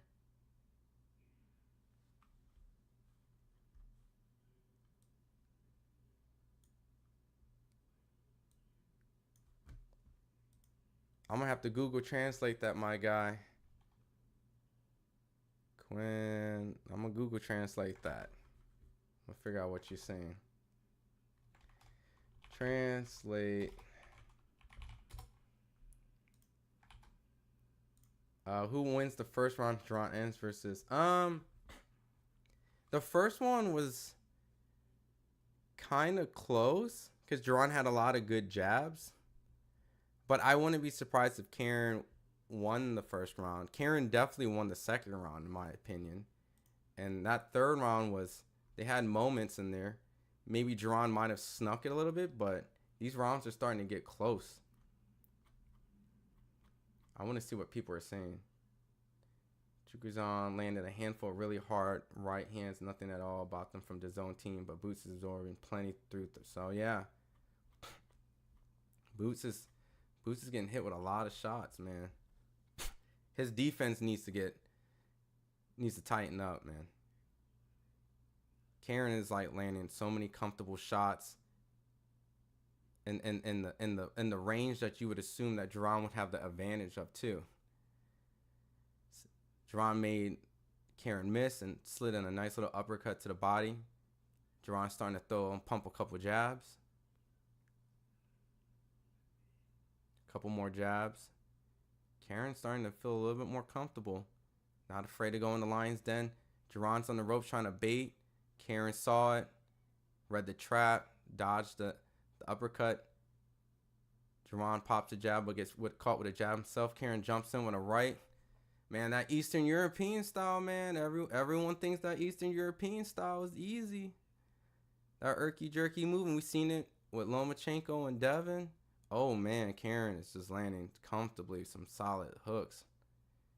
Oh, and a nice jab lands on Boots. I wonder what's bothering Boots with these jabs. Is it the rhythm? You can't catch him based off this rhythm? Oh, man. Man, Jaron's missing a lot of these jabs. Look, we need to stop these Boots and Crawford talks, man. We need to stop these Boots and Crawford talks. This fight right here alone, I don't want to hear styles. Style make fights. There's a lot of flaws in Jaron's defense. He relies way too much on his twitch and athleticism in his eyes versus just being defensively responsible by technique. And I know he probably has the capabilities to, but I mean, he just prematurely turned his head to roll a punch that wasn't even thrown. He's relying on too much of just athleticism and timing and reaction and preemptive traps.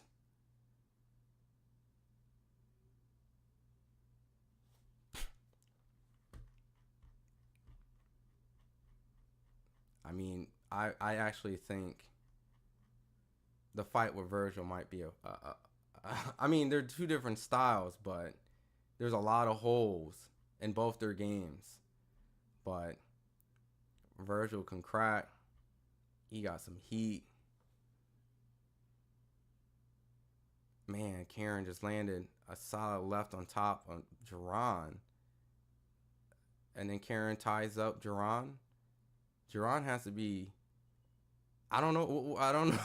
Karen is just, in my opinion, outperforming Jaron.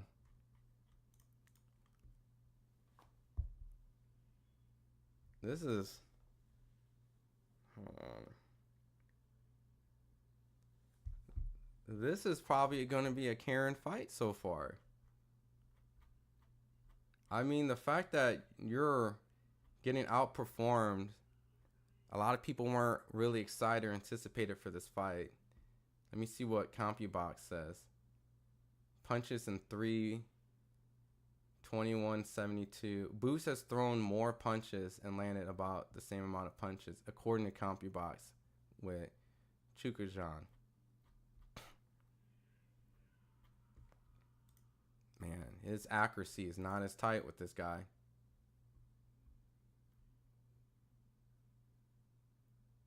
I think we're finding out either Chukhadzhian is actually a really good fighter or there's a lot of problems in Boots, man.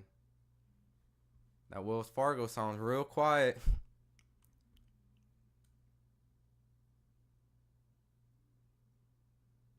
Man, Karen is landing tons of vicious shots.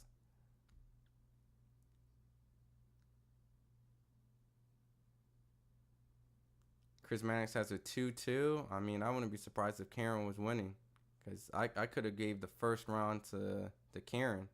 That last round was definitely Karen. So last and second, maybe give it the first. Karen it might be 3-1 Karen. 3-1, 2-2. Oh my God, a solid right and a left by Karen. Yo, Boots.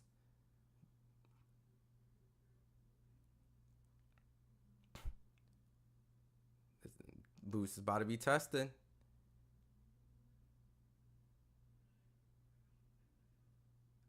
Man, Eddie Hearn. Don't tell me you're going to get another American beat. Oh my God, a solid left just landed on Boots. Oh my God.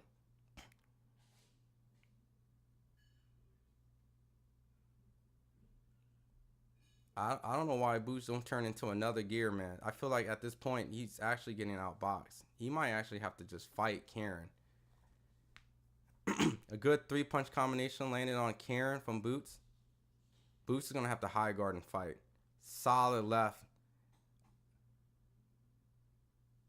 Boots landed some good shots. He's gonna have to fight Karen. Ooh, a solid left. He's starting to put some combinations on Karen. A good uppercut. Ooh, Karen is hurt. Karen takes the knee. Boots had a fight. Boots had to get physical and fight.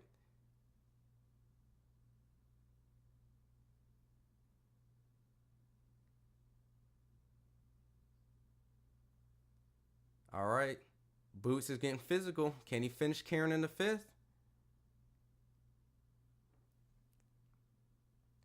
Now this is what Karen wanted. He was in a fight. He came in, he came up. And he's giving Boots the opportunity, being right in front of him. Jaron's going to have to get real physical, man. And get real creative. Because now I have a feeling Karen's going to get on his bike. But that was very smart. That was very smart. He took the knee. Stopped some of that punishment. Got to recover. But man, Boots still doesn't know how to cut off the ring. And still doesn't know how to like handle someone that moves as well as Karen does. I think Boots, Garcia would destroy Boots. What up, J-Dog 209? I think Boots suffers the shortcomings that most of these young fighters are very offensive but don't prioritize with defense. It's either like a fighter nowadays is extremely defensive and don't really turn up their offense, or they're very offensive friendly but their defense is not 100% there. His combinations are creative, but J-Dog says Garcia would destroy Boots. I'll be honest, man, his left hook defense was looking really suspect in this fight. So, I mean, I comfortably now can say that Boots is ahead because of that knockdown, but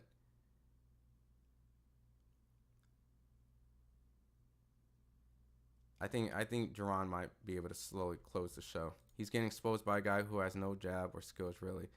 Power for sure. I think Karen has good awkward movement and timing, but Ryan has a very vicious fast hook. A very vicious hook. Nah, last Garcia fight wasn't it, bro. He quit. I think he's talking about the Devin Haney fight. I'll say this, man. Boots needs to get his defense together, man. Because when he has size, power on a guy, it's an easy fight. But when he has a guy, he actually has to kind of methodically kind of think and place shots and put things together and move. He's struggling with it. He's struggling with it very much so.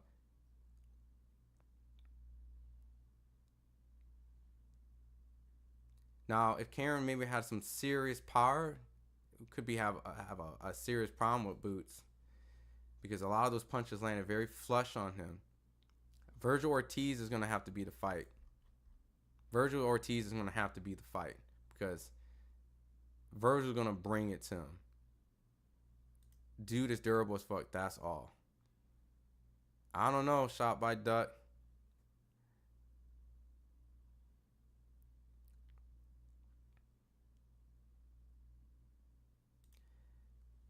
Virgil versus Boots is the one, not that good performance from both last fights. I agree. They both have shown a lot of defensive flaws. I think they're both capable of bringing the best out of each other and bringing a dog-like behavior. I think Virgil's going to have a lot of tenacity and actually ripping powerful shots. I mean, he's not going to be as awkward as Karen, but man, there's a lot of just relying on athleticism with Boots. Can't always rely on athleticism when it comes to defense. You've seen it with Roy Jones, right? You got to make sure fundamentally that you are able to put your hands in the right spot to catch shots versus just relying on turning and dodging every shot, because you can't dodge and twist every shot on the way. And they should have put Bam as the main event. Eddie don't know what he's doing. Not in Philly. I mean, Boots can fill out arena in Philly at the tickets that they put together. So, but with Bam, you know, they're going to have to do a different type of marketing. Red Gloves had Boots lined up for the right early on after he landed a hook but didn't capitalize. There's a lot of missed opportunities. It's when Boots is southpaw. There's a lot of missed opportunities. I feel like Boots is not using a lot of fundamentals to set up stuff. I think he's just forcing a lot of stuff. His dad's starting to chew him out. He's saying you're not doing. And Bosey's telling what I want. He said you got to walk him down. I don't know why Boots isn't walking him down. He at this point, the success that he had early on when he dropped him was clearly like, forget boxing. I'm going to fight you. Like old school Adrian Broner, high guard, I'm going to walk you down. All this shoulder roll, Boots just needs to walk him down. High guard, walk him down, and really just bring the fight to him. Because this boxing slickness stuff that he's trying to do with Karen is not always working. And he's missing so many shots.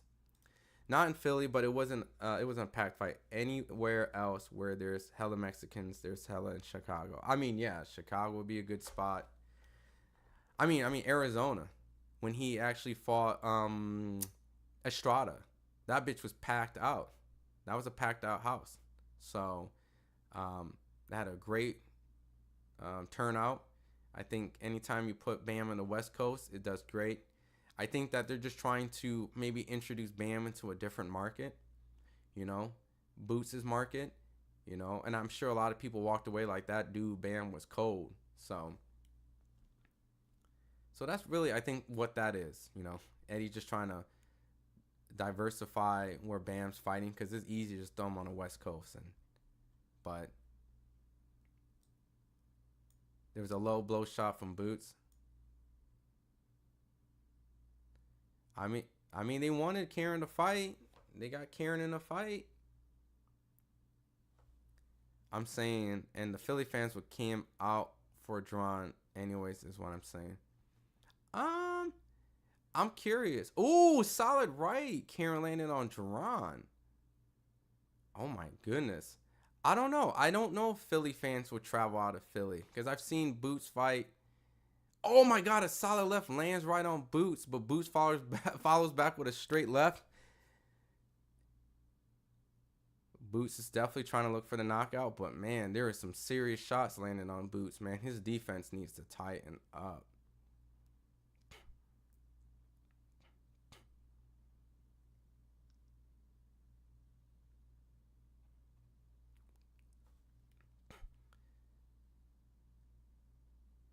There's a lot of openings. Like this is, it's like this is the stuff that Abdullah Mason can avoid. Relying on pure athleticism, head on the line. Like, to be honest, Boots don't really do a lot of head movement, really. He's just very stationary.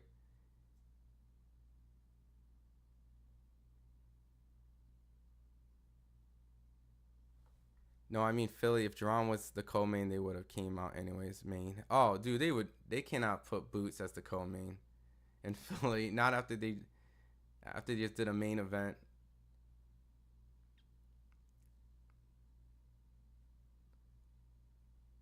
Man, Chukhadzhian lands some solid shots on Boots, man. I mean, I'll say Boots got a chin. I mean, some of these shots are pretty flush and clear.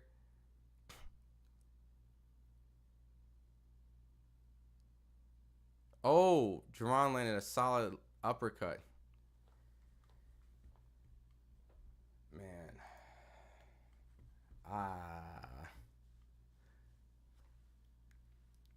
Bosey is probably a little frustrated that or not. Nah, they won't. They won't put Boots as a co-main for Philly. I think that's insane.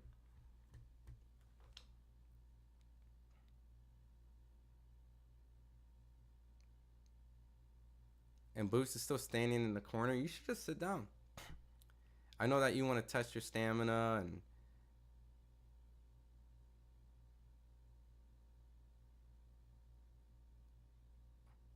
Bosie's telling him, walk to him, slip your head, go boom, boom.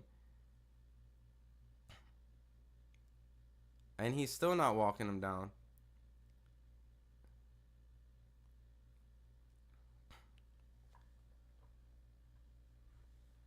I wonder if these shots are physically affecting Boots. Like, I know it's not like actually hurting him like wobbly legs, but I wonder if it's like starting to add fatigue. What you think of Bosie saying Ortiz declined to fight? Ortiz said, I mean, we need that fight. That's all I need to say. We need that fight. You know, I really don't know what's true, but Eddie's claiming that the fight might be negotiations for next year. If they both want it, they should. I don't think Boots should stay in 147 just fighting guys like Karen Chukhadzhian. Like, look at what this fight is doing to his career personally when it comes to marketability. I don't think anyone's going to walk away and be like, man, Jaron did a great job against Chukhadzhian. I think a lot of people's walking away like, you know, but, you know, he got a lot of power, man. And inside this pocket, I know that Boots is trying to box and do some slick stuff, but he needs to know how to walk and fight in the inside. Red got to mix up the straight to body open head with Boots in the southpaw. And Boots landed a solid shot on Karen. They both not getting Crawford. Hopefully they fight. Exactly. I don't see why not. I mean, I think at this point, Boots definitely needs to go fight. We got to leave the Crawford stuff alone. I just... There's so many opportunities that Crawford could do in a fight like this. He's getting caught with Boots' uppercut, though. Absolutely. You know? Oh, my God! Karen landed a solid left and a right. Oh, my God. These are so solid flush shots.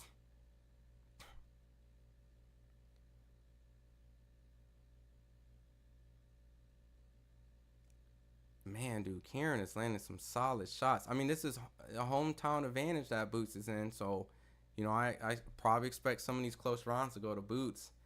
But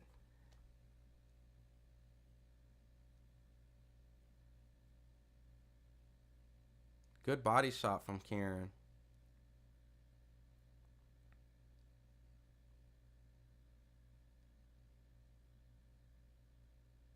This boy Karen, man, is putting a lot of problems to Jaron Ennis' arsenal. And solid right lands on Boots. Sneaky left from Jaron on Karen. Boots does some good body shots in the clinch. Karen catches in between the break. Oh, a solid right lands on Jaron. And another right lands on Jaron. And another right lands on Jaron.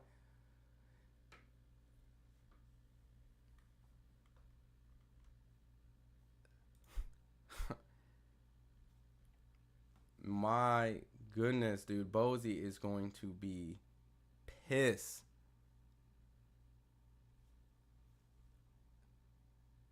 I don't know what's going on with Boots, man.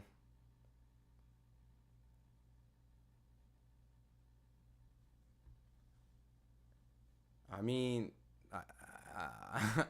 I mean, sure, you can get Boots winning the fight, but this is not a very flattering performance with Jaron. This dude back to back has given Jaron nightmarish performances.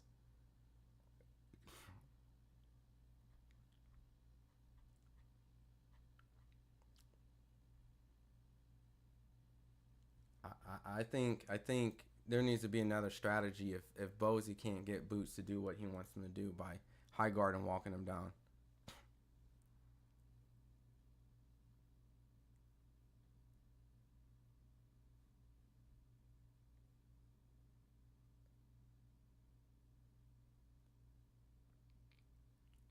Oh my God, Karen just landed a nice right. Oh my goodness. This is not a flattering fight at all. Yeah, he is not gonna southpaw. Two-piece puts Boots out. You know, one thing I noticed about Boots, he gets actually frustrated. You can see it in his face. He physically shows his emotions. He's very frustrated. He's standing flat like Haney.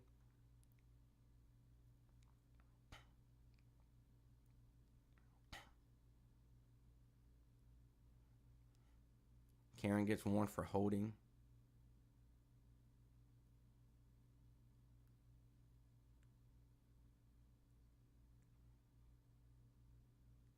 There's a lot of movement that Karen's doing to Boots.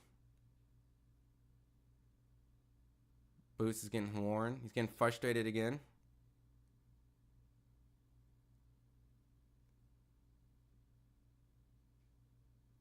Oh my God, a leaping left lands on Boots. This is like a nightmarish performance that Boots is having. We in the 9th round right now, and I think Boots might be winning the fight, but it's like a very ugly fight where he might land more shots in the round, but he gets a lot of flush shots in exchange in these fights. Every round that comes through, I'm pretty much going, oh my God, Karen landed a solid shot. Oh my God, another solid shot. Boots might get a good combination in, and all of a sudden, oh my God, Karen lands another solid shot. And you see every time when he lands a shot, Boots is just like, oh my goodness, oh my God. You know, we're in the 9th round. I think Boots is winning, but man, there is a lot of rounds that Karen probably should get to. I think there might be some biased perspectives that people will have tonight. If you're like you don't like Boots or something, you might think Karen's having an amazing performance. If you love Boots, you might think Boots is completely dominating. But got Boots to knock him out rounds 10-12. We'll see, man. He hasn't really figured him out. So your parlay or whatever might be in jeopardy, brother. There's not enough damage inflicted. Karen still looks fresh and moving around and bouncing around. Bozy is frustrated. This guy is not going to get knocked out. Yeah. This might go to distance. You know, I think I've seen Sean Porter on Twitter says that he doesn't think Boots lost a single round. I disagree. Boots has definitely lost rounds in this fight. Boots has definitely lost rounds in this fight.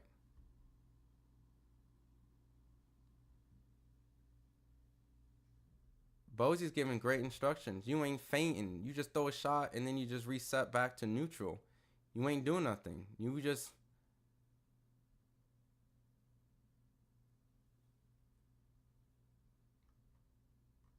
This is rough, man.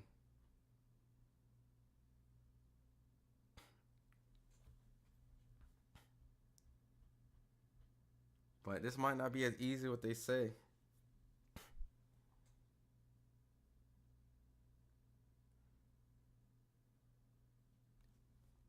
The 1 minute they said Karen was running from Boots. Now he's fighting him.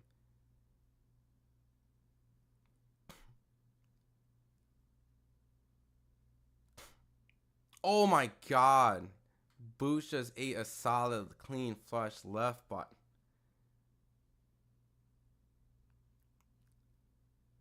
Karen's not even respecting his power. He's just toe to toe with this guy.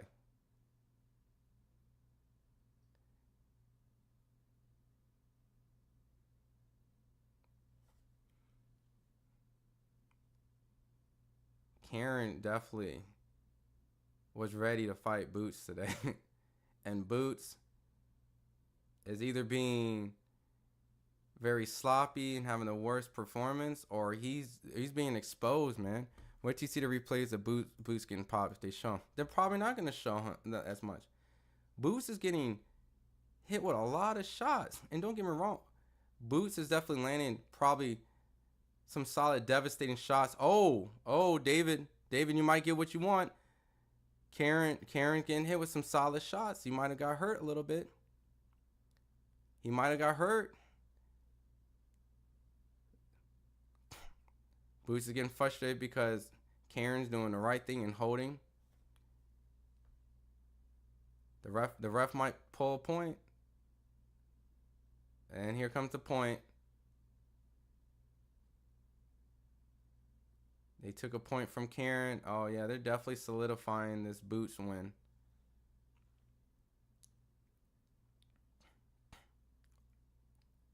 Oh, my God, a leaping left. A solid right by Karen. Boots is now starting to put more pressure on Karen. Karen trips. Karen's starting to wind down a little bit now.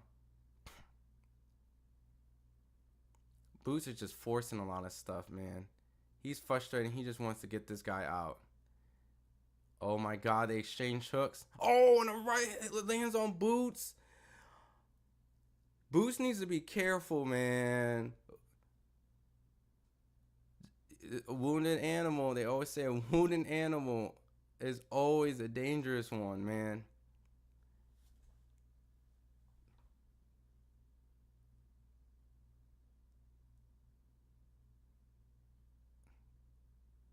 Boots is desperately throwing everything in the kitchen sink trying to get Karen to hurt. And Karen is still there. Functional. Dazed. But functional. Walking towards Boots. High. Karen don't care. Boots is getting frustrated.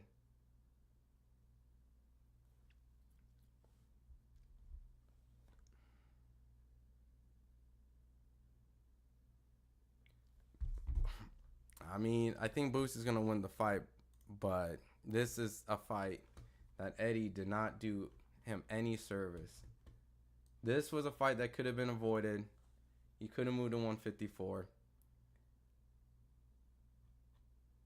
But to be honest, this is not a good performance at all against Jaron Boots Ennis. I think this is going to take his stock down pretty low a little bit with the hardcore boxing fans when they talk about him and Bud. And, you know, a lot of guys get these type of performances, but it's always easy to fight these Eastern Europeans, you know, when they have no names and other guys fight them, but it shows.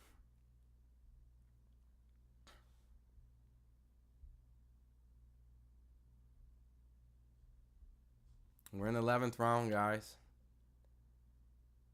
Oh, Boots throws a wild leaping hook and he just takes some serious chances, some haymakers. Karen's starting to land some sneaky shots on him. Chris Mannix has a full dominated. I don't know, man. I think Karen snuck some more rounds than that. Oh my God. Solid right landing on Boots.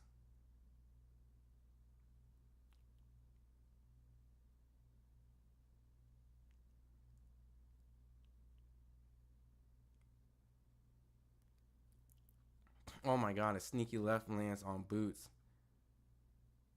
Boots is kind of holding a little bit.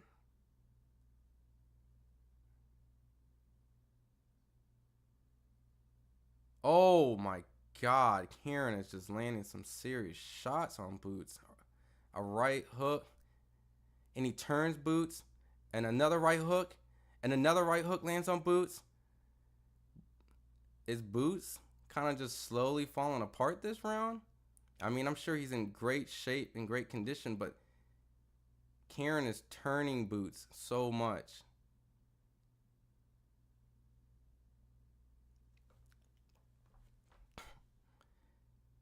Man, Karen has shown a lot of game plans against Jaron Ennis. Oh my God, a jab and a lead left hook lands on Boots. Boots is just getting tagged up this round. It's an ugly fight. There's some unnecessary ugly holding, but man, Karen is just outlanding Boots this 11th round. Bud is way better with with distance than Boots. I I I and I think Terrence doesn't get enough credit for power. Terrence is a powerful. Oh my God, Karen is landing solid shots. Boots is trying to return. This is an ugly fight, guys. Both in clinching, both punching each other in the clinch. 1-2 lands on Boots. What is Boots' game plan? Like, why is he just walking into punches? It almost seems like he's just blasely just walking forward and just throwing single shots. Big left, man, Boots is just eating some shots. Like, he's just like, why is there no head movement from Boots? Boots is literally sitting here walking with no head movement, head on a line. Listen, this is everything Abdullah Mason needs to not do. All this stuff right here, this is stuff that Abdullah Mason can completely avoid as a fighter. Abdullah has amazing twitch muscles. Abdullah has all the attributes that Boots does, but he can avoid this. Let's be real, no bullshit. If that was Ryan Garcia hook, he probably would maybe go down. I'm not gonna lie. He probably would go down. He would probably go down. But could Ryan handle this onslaught? I mean, look, Karen is tough. Karen's in shape. I'm not gonna discredit the fact that Boots is fighting a very strong, awkward kind of guy, right? I'm not gonna take away anything that what Boots is fighting. I feel like physically Karen would give a lot of people problems. I'm gonna give him that. So this is not just some guy just making Boots look bad at night, like he's not capable of fighting well. Karen looks like a great, solid contender. But if Ryan Garcia was not getting touched up and Ryan landed a solid hook on Boots, I ain't gonna lie. Ryan might do it. Ryan might do it. He's faster than Karen. He has a solid whipping shot. Oh my God. A 1-2 catches Boots just jumping in.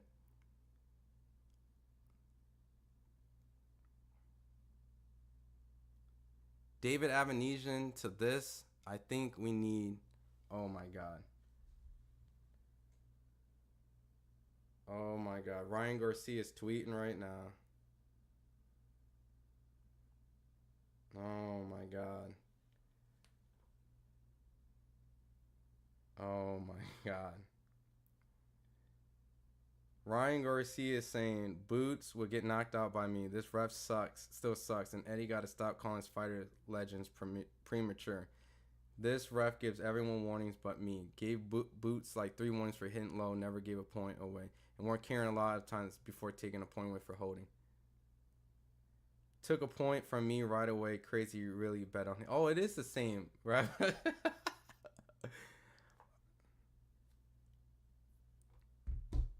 I'm sorry. Boots got to go back in the lab. This is not it.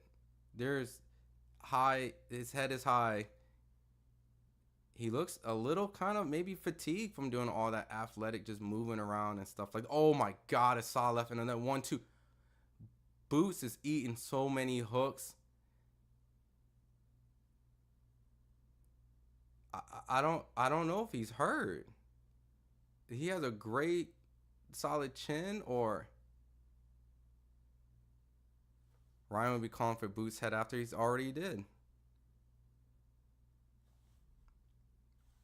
Oh my God.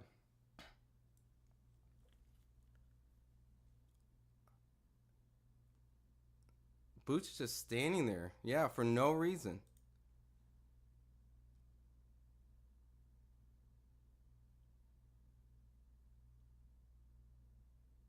Man, this fight has destroyed Boots' hype. This has destroyed a lot of hype from Boots. He doesn't even move his head.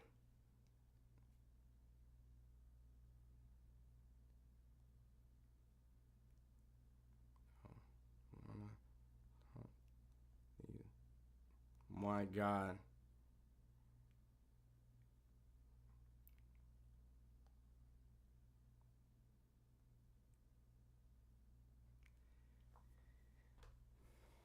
They always want to talk down these Eastern European fighters, man. Like, it's easy work, man. Boots got to go back in the lab, man.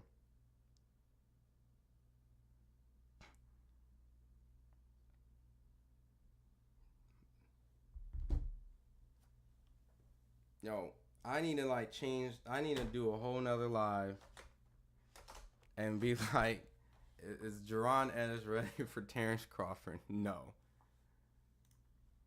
He needs to get back in the lab. This was a nightmarish performance. This was lazy. This was mentally fatigued. He was mentally fatigued. Mentally, he was not there. He relied on athleticism. He was embarrassed. He couldn't hurt the guy completely. He couldn't make the adjustments.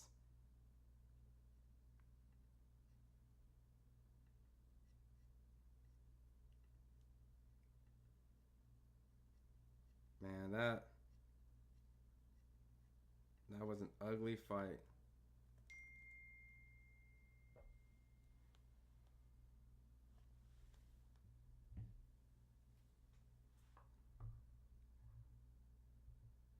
You can go ahead and post that little excerpt. I just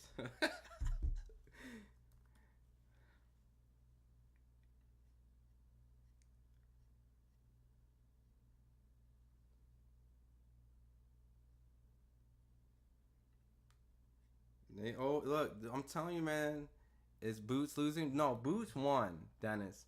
But Boots looked terrible. Boots looked terrible. He looked terrible. He looked frustrated. He eventually abandoned head movement. He was just winging. He was getting caught with unbelievably amount of the amount of hooks he took. I can't even count. Clean, flush shots. Like, Boots is gonna get the decision, but man, dude, he got to go fight Virgil Ortiz. Anything about him and Crawford is done. I respect Boots, and I'm giving my honest opinion, right? I'm giving my honest fight fan opinion. So this is nothing to diminish him as a fighter, but that was a humongous step back. These last two fights were step backs in all of this.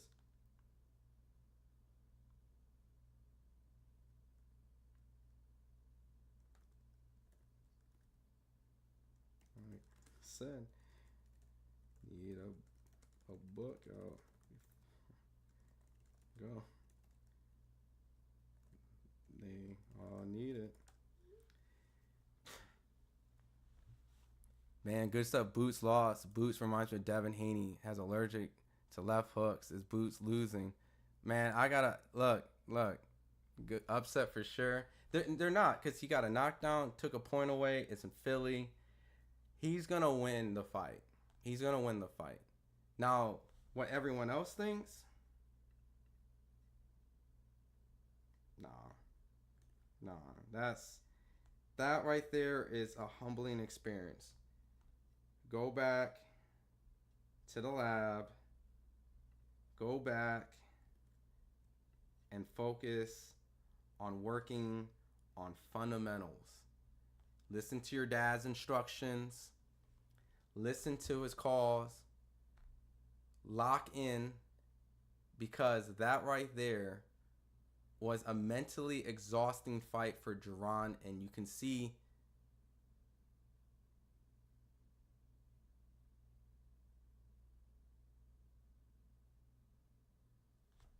he was eating that left hook all night. No Haney.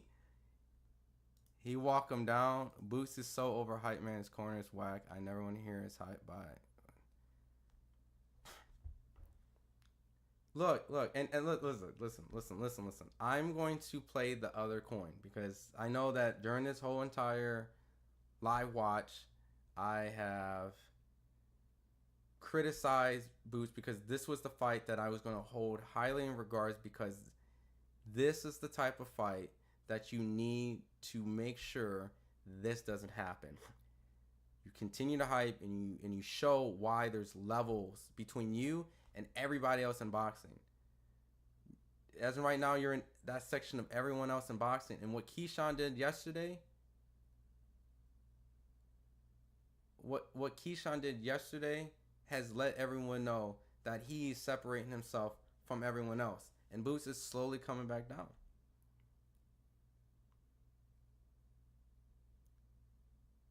So now he's talking about at 54, I feel better. So he's leaving the division. He just slightly said he's moving the division.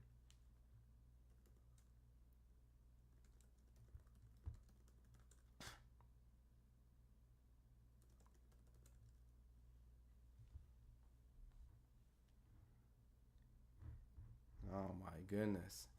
Ryan's coming. Yo, hold on. I gotta put Ryan up.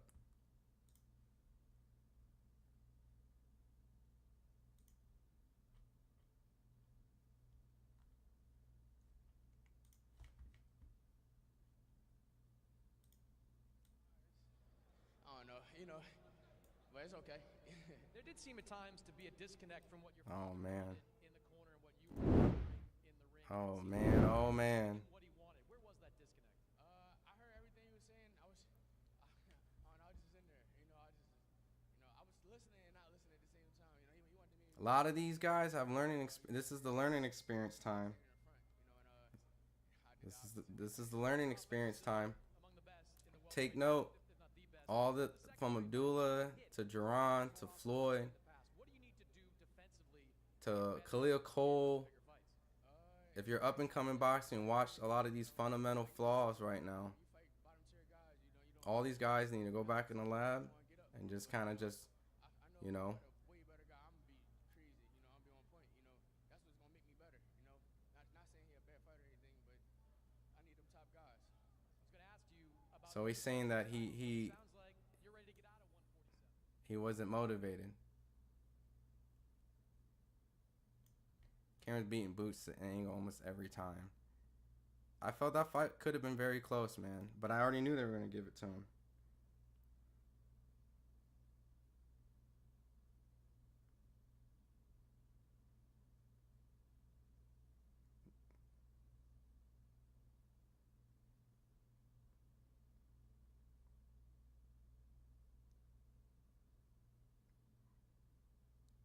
So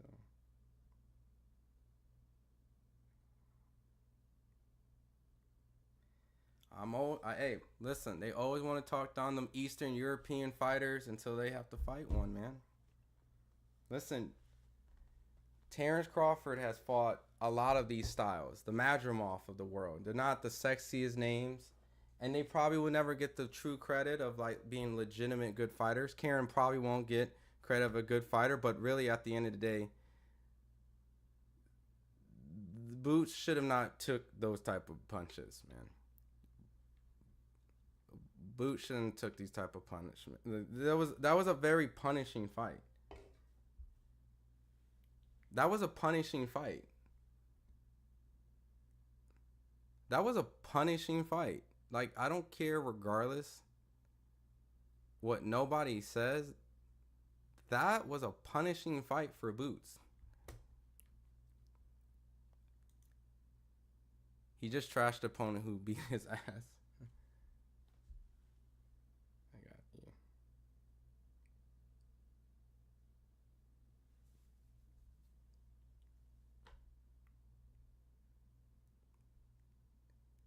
There's a thing called too much confidence. Look at you, Dad, you too. Yep, I agree.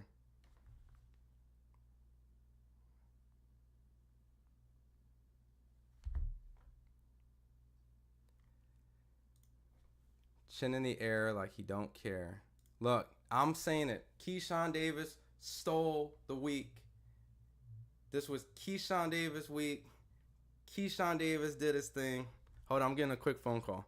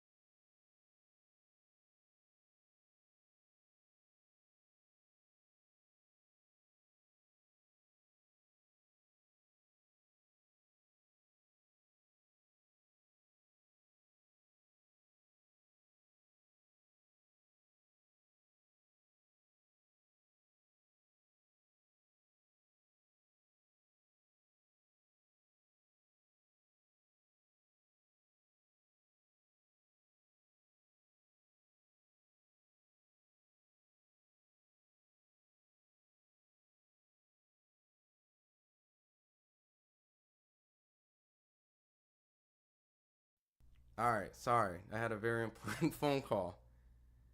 Very important phone call. So, one day, maybe, that phone call will be released. One day. Oh, man. That was bad. LOL, Boots is getting an early Xmas present if the ref didn't take the point from Holden from 100% upset. 12 rounds is crazy. Ryan is right. I like Boots as much as the next guy, but so many people have crowned the kid but hasn't earned it. The guy just said Boots had a clean win. That was not a clean win. Oh my God, guys. I didn't expect that. I did not expect that. Oh boy. See, so listen. Can I play this interview for you guys? I did with Terrence Crawford, one of Terrence Crawford's Coach Red, right?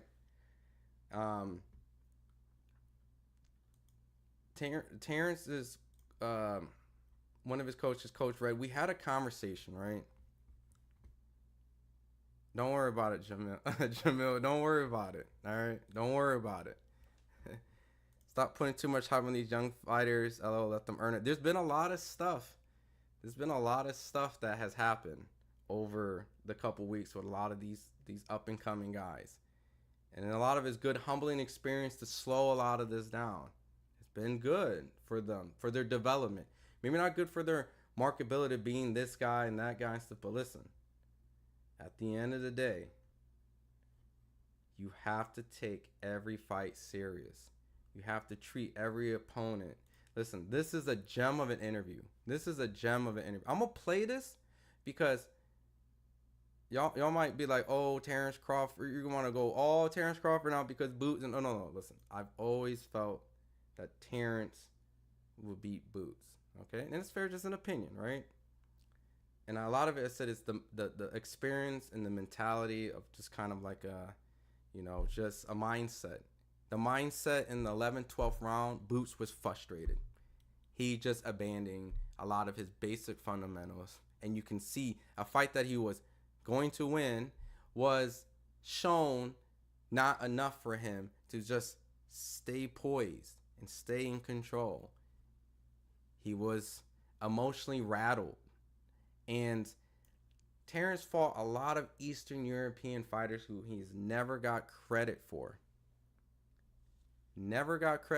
Because they didn't have the names and stuff like that. And maybe later down the line, maybe in an opinion, they're not that good. That's all an opinion. But he's fought a lot of them.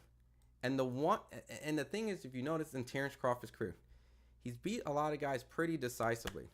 But the challenging fights that he won were always the Mean Machine, the Madrimov. Postal, he had a box him. You know what I mean? So there was a lot of those type of fights that Terrence had to really make sure that he was on top of it. And I talked to Coach Red about this type of topic.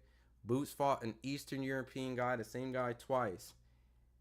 And they weren't flattering. And this one was very damaging to the hype for him being anointed as one of the kings. Bam, going to this, I was already saying I already respect him. And he proved that prior to coming in here, that he's a very talented kid at 24 and things he accomplished and the way that he fights. Bam did the things that Boots was supposed to do in this fight. I talked to Coach Red in this interview. Last question, and I'll save pretty much if I get an opportunity to talk to Terrence at some point somewhere. But I just wanted to get your thoughts on just the fighter Bakhtimir. He came in. Who? Bakhtimir, the one that fought Tim Tszyu, the IBF champion, 154. Oh yeah. There's styles make fights. Mm-hmm. I know Tim took a tough fight, and came into another tough fight. I told Tim, you're fighting from a Samson Lukowicz fighter to a Igis Klimas fighter. Igis got great fighters, so. Them people, them fighters, you can't pronounce their name. You gotta be careful. You gotta be careful.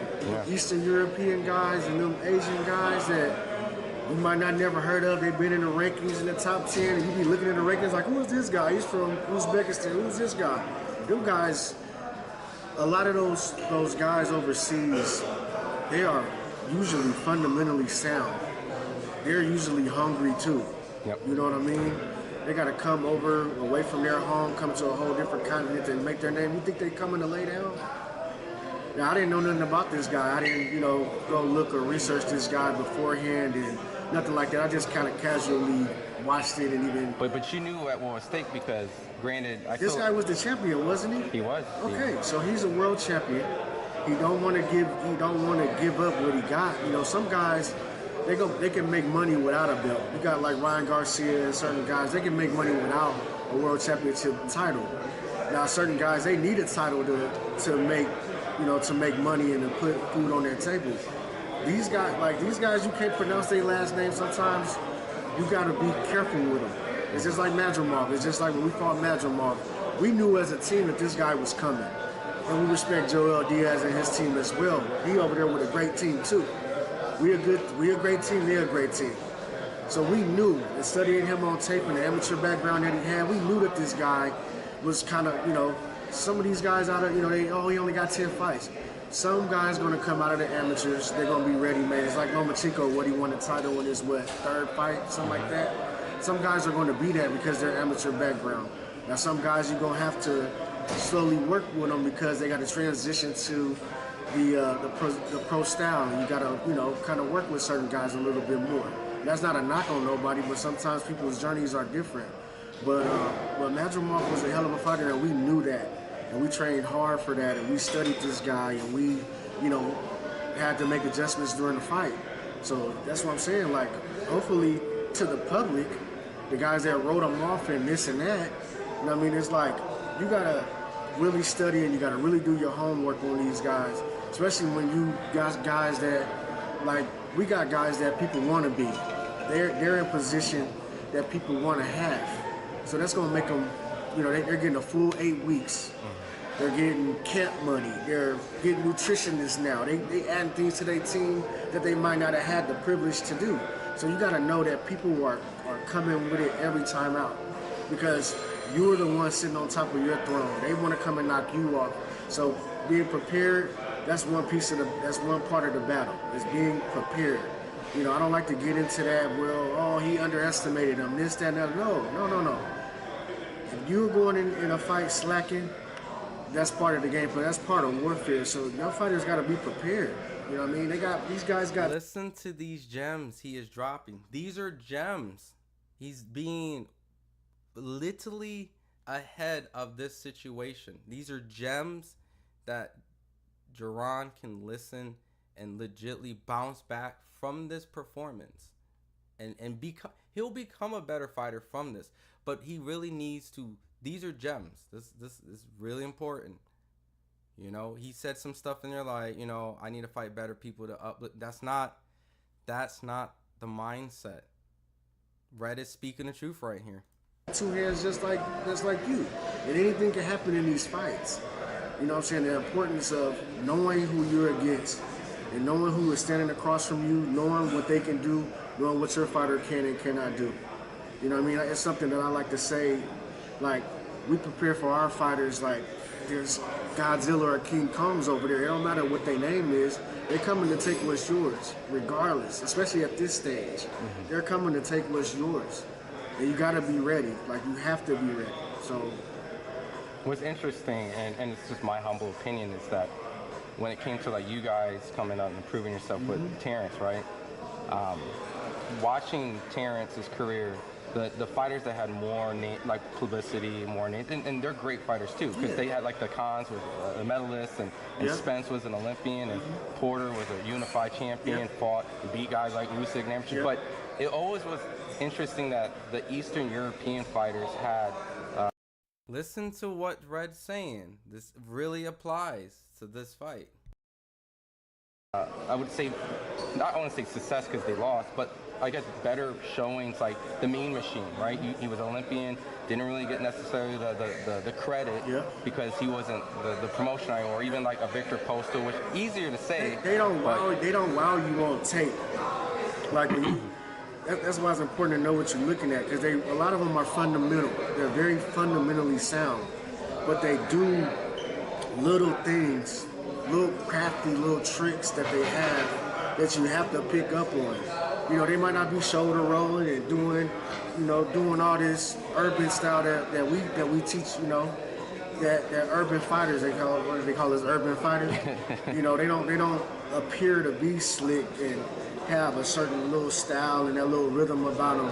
But there's certain things that they're doing in there that is making their style even better. You know, sometimes they look like robots, sometimes they look like this. You're like, oh man, my speed and this, that, and the other. But they don't know. They catching you in between shots. They timing you in between shots. They taking punches to give punches. It's like certain crafty little moves and things that they doing, and a lot of them are kind of system. A lot of them are in a system with certain things. So it's just good to, you know, like if you see this fighter, look who's in their camp, look who's training them. And you might see certain things that this fighter does, this fighter does, this fighter does. And they all under the same umbrella, well, they getting taught that. Yeah. So that's something that you got to pay attention to. You know what I mean? There's certain things that we teach all of our fighters that we might try to add to all of our fighters to their style. But at the same time, we're trying to coach to their style. And you might have some guys that try to coach a system. Like I want to teach my guys to fight this way, no matter if they 5'2", 6'1", light heavyweight, featherweight. You know what I mean? It's certain things that you just got to pay attention to. Just closing out the interview, just you guys probably do need to kind of maybe write a book one day as like an American trainer, right? Because you know, like you mentioned, there's certain styles, right? The rhythms, the slickness, but when you look at it, I guess I'm looking back like the last 20 years. I know Floyd has fought like a lot of like, you know, he's fought all different styles. So but like as a team, you guys fought a lot of the Eastern European, the Janabeks, you know, the Mean Machine, the Majormals, the Postal. So I think they didn't have that name fear. So we didn't get a lot of credit from the casual fans that, you know, when PBC they had these names. They were American household names. Everybody knew. But if you want to go back during that time and you match these guys up with these guys, there might have been 50-50. There might have been 50-50 fights. I feel like Mean Machine would have beat a lot of guys when we fought him, at the time that we fought him. He would have beat a lot of guys that was on that other side or whatever you want to say. You know what I'm saying? Like, I'm not saying that he would have just steamrolled anybody, but he would have been a hell of a task for a lot of fighters, but he didn't have the name recognition. So when they try to say that resume stuff, that's what they kind of, well, we don't know him. Well, he gave Virgil a lot of problems. He did. I was there. Yeah. I was in Dallas. Yeah, I was in Dallas and watched that, you know, when Virgil make the adjustments. And then the Boyacek too, right? So you go on see another. So maybe Virgil might be, you know, having to go through the blueprint of learning what you guys went through, and he might be the next fight in this generation that might have to. And with him and his team, he got a great team. That'll just make him better. That'll just make him better. I mean, you deal with them difficult styles or them tough motherfuckers. Just, you know what I mean? Like that. You grow. You hopefully you grow from those experiences, and you take those lessons, and you get in the gym and you work on it, and you get better with it. And that's what you want. Every night's going. It wasn't a specific great night for him, but he got past it, and he got the dub. Move on to the next one, and you get in the gym and you work on your mistakes. Cause he's a hell of a fighter. Like I'm a fan of Virgil too. You know what I mean? And he got a great team behind him. So. And ironically, at the time, Terrence and Lomachenko, when they were battling for that pound-for-pound supremacy, you know, I'm sure you guys had a lot of respect, but it would have been nice because you guys had a lot of success going over there. If you had a fighter at a time, Lomachenko and B&B would have been an awesome kind of combatant thing. Chico was a bad mother. He still is. yeah. I mean, Chico a bad boy. You know what I'm saying? I got a lot of respect for him even to this day. You know what I mean? Yeah, absolutely. Well, I appreciate all the time. Granted, today, tune in, Keyshawn Davis, Troy Isley. Look, that right there from Red, Coach Red right there, it's just perfect, timeless information that every fighter should take. Absolutely. Let me read some of the chat. I had to make a video. Let me see. All right, cool. Sends. All right, boom, boom, boom, boom, boom, boom, boom, boom, boom. And I gotta drop. All right, so real quick, Terrence Crawford has a very classy response, right? I want to give Terrence the floor right here. All right. Very, very, very classy response. And I'm really not surprised, all right? Jaron Ennis, I did see the fight, but I didn't. I think he meant to say I didn't see the fight, but I heard about it. Stay focused and keep working on your craft. Every night it's not going to be the same.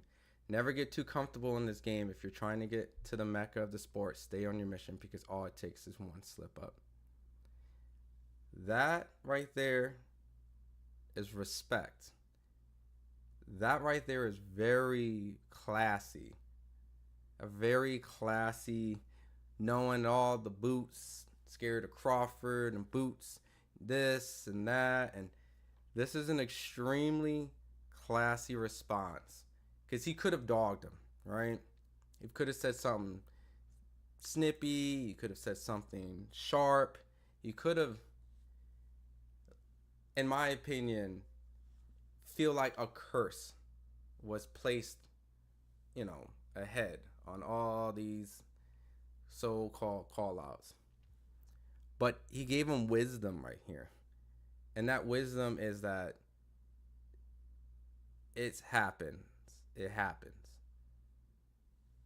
Just stay focused, deliver a great performance on your next fight, stay sharp, because all the work you've done can literally go away in one slip up. This was a scary fight. This was a scary fight from Boots, personally.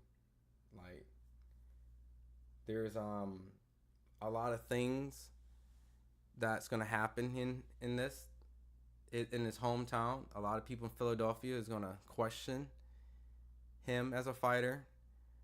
A lot of people are gonna turn their backs. A lot of fans are gonna be fickle and jump away. And now you have to go and overcome those type of things. Gee, he didn't see the fight, but it's not the type of fighter to comment if he did not see it. Knowing what he heard, he still felt the need to send out a positive message.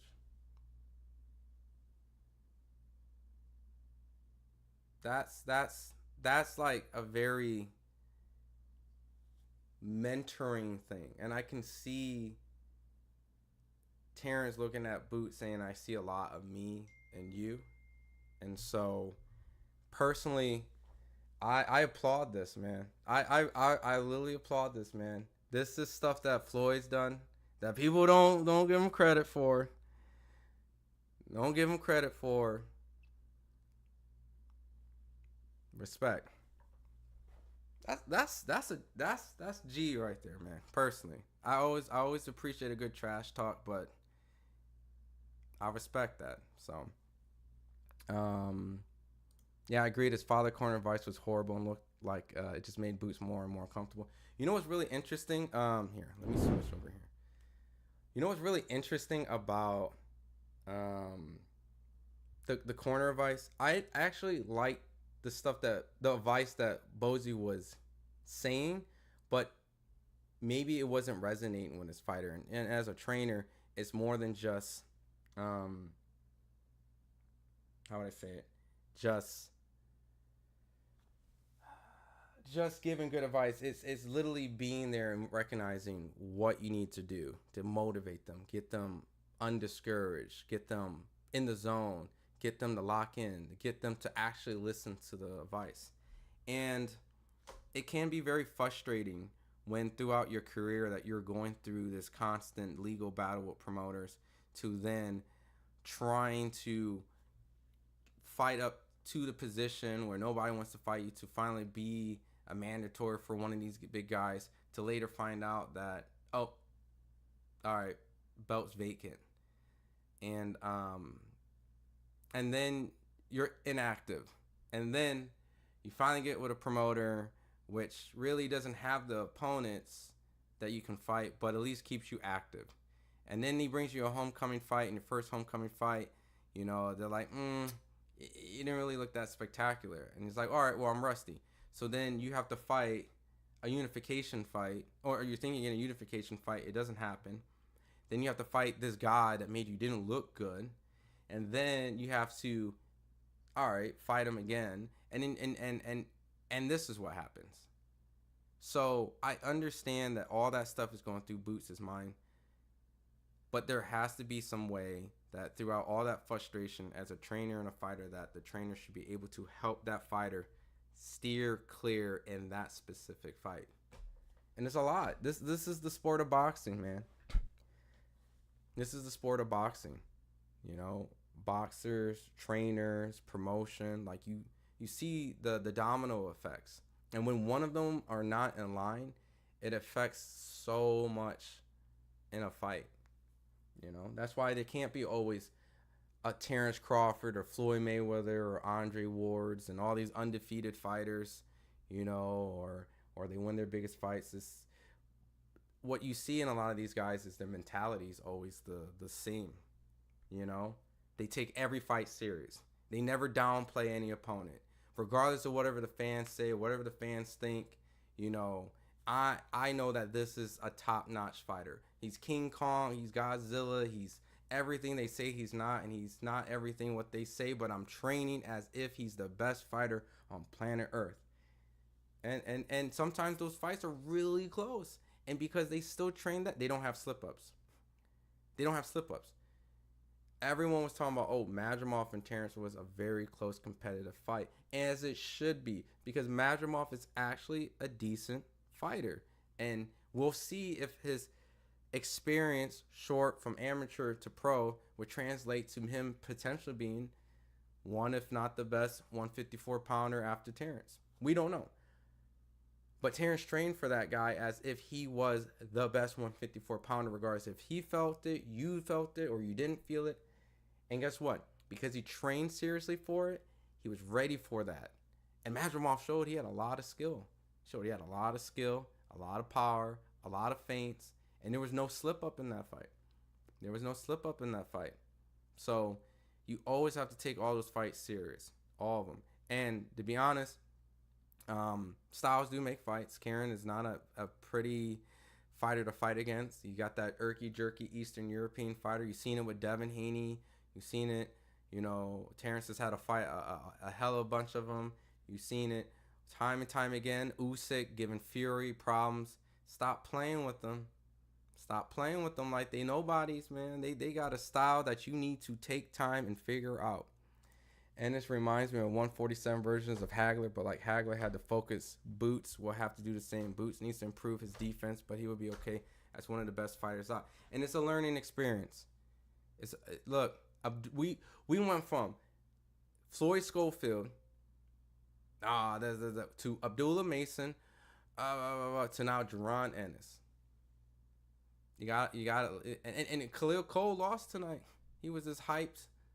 Light heavyweight Eddie Hearn, he got his ass whooped. So really at the end of the day, a lot of these younger fighters need to see what the older like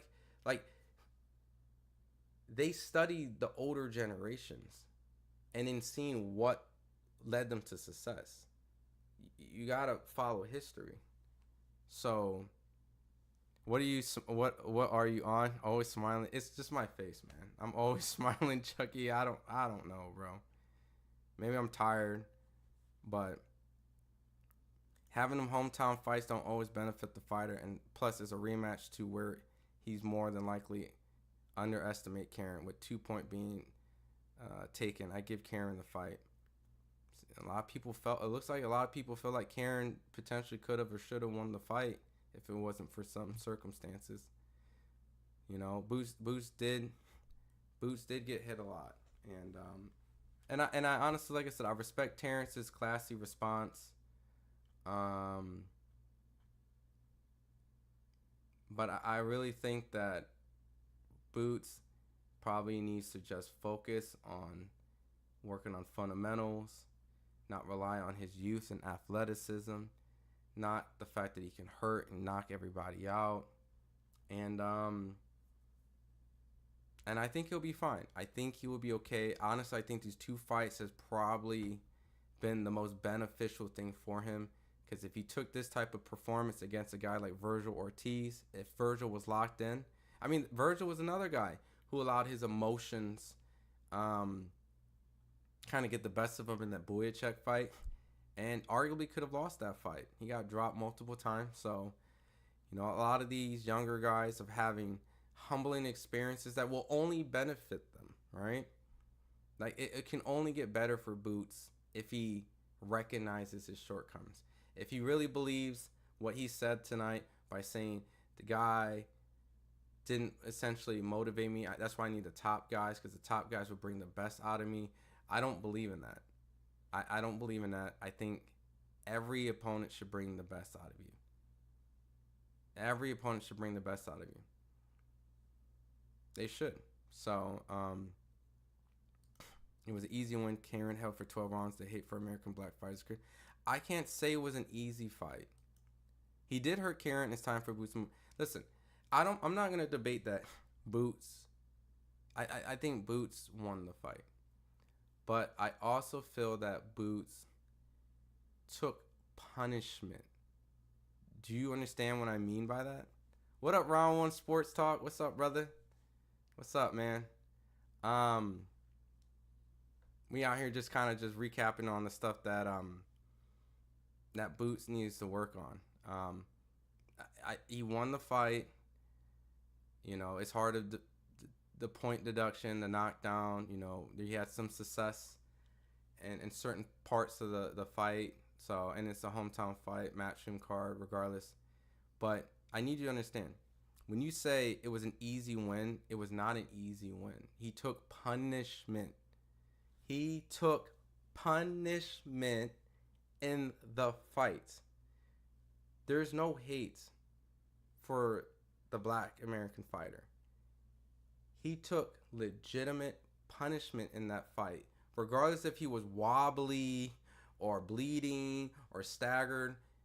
He took left hook, right hook, left hook over a course of 12 rounds that he personally, in my opinion, with his abilities, didn't have to. He didn't have to. He slowly became a rock'em sock'em robot by the 11th and 12th round. He did not move his head, perform his back and forth. It's a learning experience. He has to channel that emotion. Some nights it's not going to be the prettiest night. A guy's going to punch you in the face and the crowd's going to be like, oh, that was a good shot. And you're going to have to like learn how to stay calm and stay focused. And not always think like, I have to get back right there at that moment. You have to be smart in your approach of everything that you're doing. And really, I think he let his emotions probably get the best of him. Bozy really couldn't resonate with him. Standing in between the corners, I don't know what that was to try to prove that you're able to not show that you're tired. I really don't think at the end of the day that the stuff that he was doing when he fights a high level fight, like that's the stuff he should be doing. He should not be like, if you fought Virgil Ortiz, he should just be standing in the corner. Like, you need to sit down and rest. You need to not take this guy for granted. You do not need to try to show out and show off at the end and be like, yeah, I was just standing, I was good. Like, I get there's a marketing side to that, but you also need to make sure that you're on top of your game. And all those little tactics and stuff like that, can add up, by trying to be cute. So it's a learning experience, I'm sure he's gonna get bashed on the internet pretty bad. So I think, let's talk boxing when you're ready.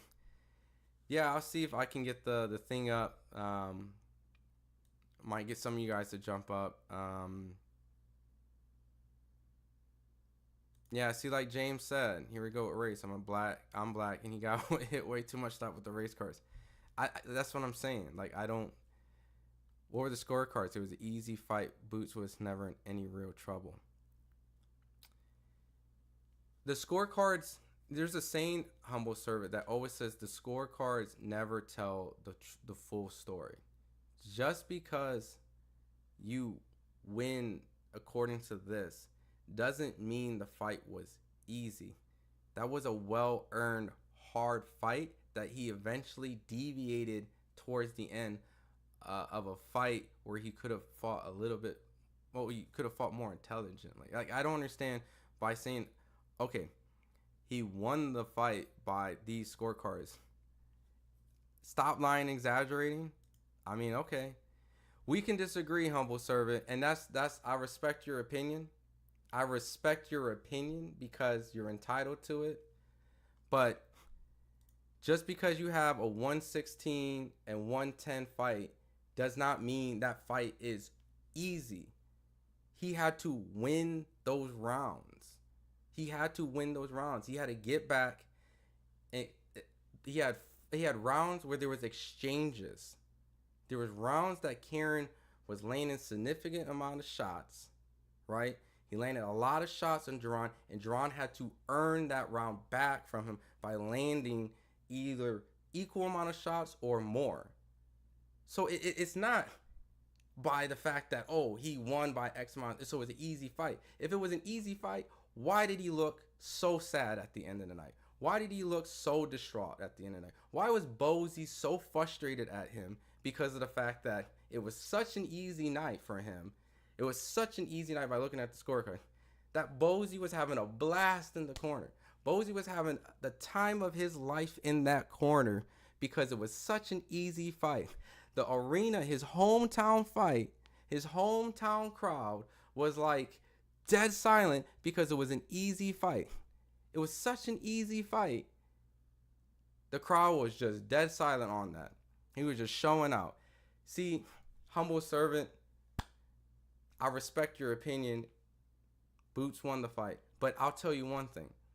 This is where we disagree. It was not easy. That was not an easy fight. That was not an easy fight for Boots. That was not an easy fight. So, at the end of the day, Boots just needs to go back and do what he does best. Complete exaggerate. You sound like a bunch of haters. Well, brother, I know Boots personally. I know Bozy personally. I can call them and I can humbly give my opinion that they already know. They already know. Bozy already knows this. Bozy already knows this. You think Bozy's gonna tell his son that was an easy night? You think he's gonna say all these type of compromising things that's going to not benefit his son? No, I know Bozy. Bozy's not going to be that type of guy to just say, hey, that was an easy night. That was an easy night. No one's here screaming. I'm not screaming. That was a robbery, humble servant. But that was a fight that he had to work hard for. He had to work hard for that. He had to work hard for that fight. That's not hating. That is not hating. The commentators gave Karen credit. Boots tried to downplay and saying like, oh, I need better competition. That is not the mindset of a fighter that you need to recognize that was an opponent that gave you a hard time. So, personally, we can disagree, and you're entitled to it. But I want you to really just take what I'm saying and not actually think about the fact that, yeah, let me know. We might get the post. We're going to get the post, so I'm going to post the fight up. But if it's real time somewhere else, go check it out. But I'm speaking from my honest Karen opinion because I've covered Boots for a while. I think he's a very talented kid, and I really think that a lot of the stuff that's been going around and giving him a lot of attention, a lot of hype, may have potentially gave him kind of an idea that maybe that he might be a little bit of something without actually having to go through the fire and realizing that these are the things that I need to do to prove to myself that I'm really that guy versus just believing into stuff. So he did have to work for it. You have to work. It's a fight, but Karen did not come to win. He held instead of running. My brother, you must tell me a fight. Well, all right. Was this all right? Let's say this. Do you think this was Boots' was this Boots' toughest fight? Honest opinion. Was this Boots' toughest fight or not? That's all. If you can just tell me your honest opinion, which I won't probe anymore. Do you think that this fight in his career, by far, may have been his toughest fight? What does Lonnie say about the fight? I could probably call Lonnie. I can probably call Lonnie J. Mick. We gotta get Lonnie's take on it, man. Get some.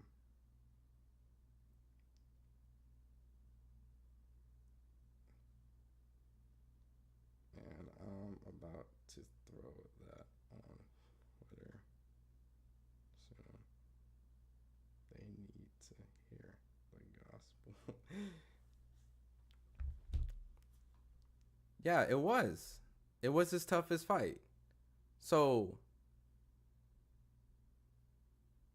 Karen no challenge is crazy, bro. Right? Like, at this point, I believe Humble is trolling, man. At this point, I can't be trolled anymore. I can't be trolled. I can't be trolled anymore. I can't be trolled anymore. No one's saying that Karen won the fight. Like, I think you're misunderstanding the context of the conversation, Humble, right? Nobody's here saying that Karen won the fight and things and all that stuff, right? We're saying that at a certain point of the fight, Boots lost some of his fundamental skill set that we know him for potentially having and abandoned it for whatever reason. And because of the fight that he had with Karen, people recognized that there was flaws of his performance. And we're just trying to speak honestly from our heart of the flaws we saw. If you can't recognize that Boots made things harder when he could have made it easier, when Boots looked frustrated and couldn't keep himself locked in, when Boots, with all the fast twitching and athletic reflexes and different rhythms that he can do, right? All the different type of crazy stuff he can do, all that stuff, he chose to stand still and swing for no reason. There's no reason for him to do that. That's not the Boots that I knew, that I've been covering for years. That is not the guy I saw in the gym. That is not the guy that I saw at fight after fight after fight, doing his thing and presenting a class act performance, which led me to believe that he was going to be potentially one of the best boxers coming in the few next couple years. I believe that. And when a fighter has a performance that's kind of, there needs to be a moment to rectify and recognize and come together and be humble and just, that's it. And this was a humbling experience. Listen, Abdullah Mason got dropped yesterday. I went to Norfolk, right? And I was actually going to go to Philly for this fight, but it was very exhausting kind of going from Norfolk to Philly, and it's just a lot of traveling. So I saw Abdullah Mason get dropped twice. Electric fight got the guy out of there. He was able to come to terms and say, there's things I need to work on. Not a hard assessment. It was not my best night. He didn't downplay his opponent. He didn't say his opponent was trash. He didn't say nothing. He said, there's just things I can do. Hats off to my opponent. I'll come back and I'll watch the fight and reassess myself. That's all we're saying with Boots. We've seen Abdullah Mason look unbeatable for 5 fights straight. Actually, all his fights. But when the own fighter recognizes that this was not his night, that's one step in a better direction, becoming a better fighter. So, this is a fight that Abdullah Mason can watch and avoid happening when he becomes this age. That's all I'm saying. I think he's that type of guy, and I think that's the type of like mindset they have. I think Bozy has that mindset that he can probably try to teach his son, you know, like, hey, this is, you know, X, Y, and Z, because he had 2 other sons that boxed. You understand? He had 2 other sons besides Jaron that boxed that had shortcomings in their career. Yeah, you understand? So he knows this isn't his first rodeo of kind of mentoring and trying to get. So he understands that this is Jaron's kind of like, you know what I mean? Like he's his 3rd child that boxed. I know Bozy's not going to just rest and say that was an easy fight like what Humble Servant says. That's absolutely wrong. There's no way Bozy is like that. And as a fighter, as Boots, as prideful he is, he knows that too. He's going to get right back in the gym next week. I promise you. Next week. And if not by next week, 2 weeks max. Because that's the type of person Boots is. It's hard to publicly recognize your shortcomings, especially when they're both been homecoming fights that many people weren't really too impressed about. So I'm not here to pander and not disrespect. Don't get me wrong, I'm a fan of the sport too. But I think it's really important for me to just explain that while I'm here on the platform and talking, that I just don't just accept those type of like troll-like comments. And I get it, it's a troll. It's definitely a troll, right? But in the reality of things, we're seeing a lot of these young guys go through this process. Virgil Ortiz got very, very, very, very humbled in the Boyachuk fight. What was your take from Boots post-fight interview? So I know they're gonna do like post like with the media, and we're gonna actually get footage of it. Actually, we got some footage of like people's reactions. I should be playing that for you, some of you guys. So I'll be playing that. Actually, we actually do have Jaron's post. So let me switch over here really quick. But like I was saying, J-Mick, I just thought that he's a kid who's trying to understand what happened while having to explain that at the same time, right? That's why they don't really interview people after they get knocked out. And usually fighters that do that, they respect, because, you know, it's an emotional, upset feeling. And even though he won the fight, he knows, like, damn, what did I do wrong? Why was I not like the guy that everyone says I was? And then he gives a microphone and like, explain. I don't know, right? I don't know. You know, he pretty much was like, I'm just trying to just figure it out myself. So sometimes you need time, right, to figure out what's going on. They don't really get that time to register. So that's what I thought. I thought the post-fight interview, just as a reflection of just how frustrated he is, that he's resorted to fighting the Karens of the world.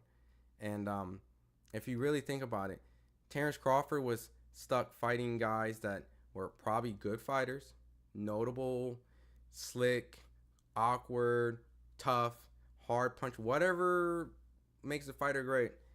And Terrence had to go through that same entire situation. When people thought Mean Machine dropped Terrence, came back, hey, Mean Machine's a good fighter. He was an Olympian. I respect him. I train hard for him. And I'll get better, you know, like that's the mindset that you need. So, let's see Gilly the Kid's reaction, right? That's his boy. Hey, Gilly. Whoa. Gilly, can I just get your reaction from FightHype real quick? Hey, Gil. Was that performance the type of performance that makes you feel confident about a King Ryan Garcia fight? Yes, that kid was strong. Even though he was getting caught with the left, don't matter. Who's got a chip? Tell us, Gil. They're red, And Boots and the whole Boots, does he have a chin? I'll give Boots this. He has a solid chin. I give him. He has a solid chin, but that doesn't need to be tested like to infinity and beyond in one fight. Of course.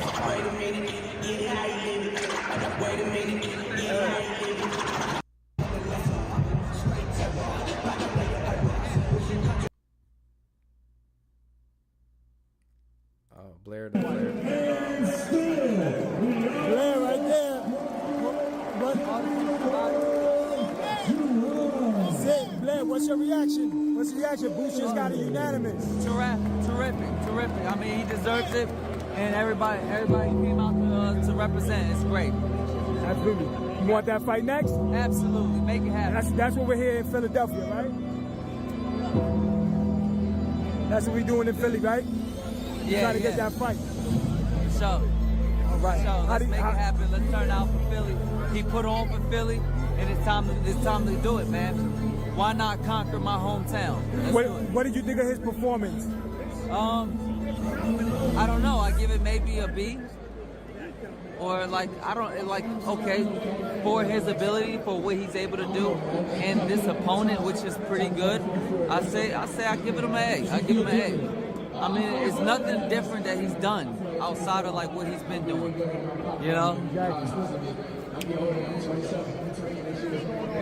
So it was a good performance, and they did their thing. All right, Johnny Boy Boxing with FightHype, Blair Cobbs. Oh yeah. We'll catch you soon. Woo! Woo!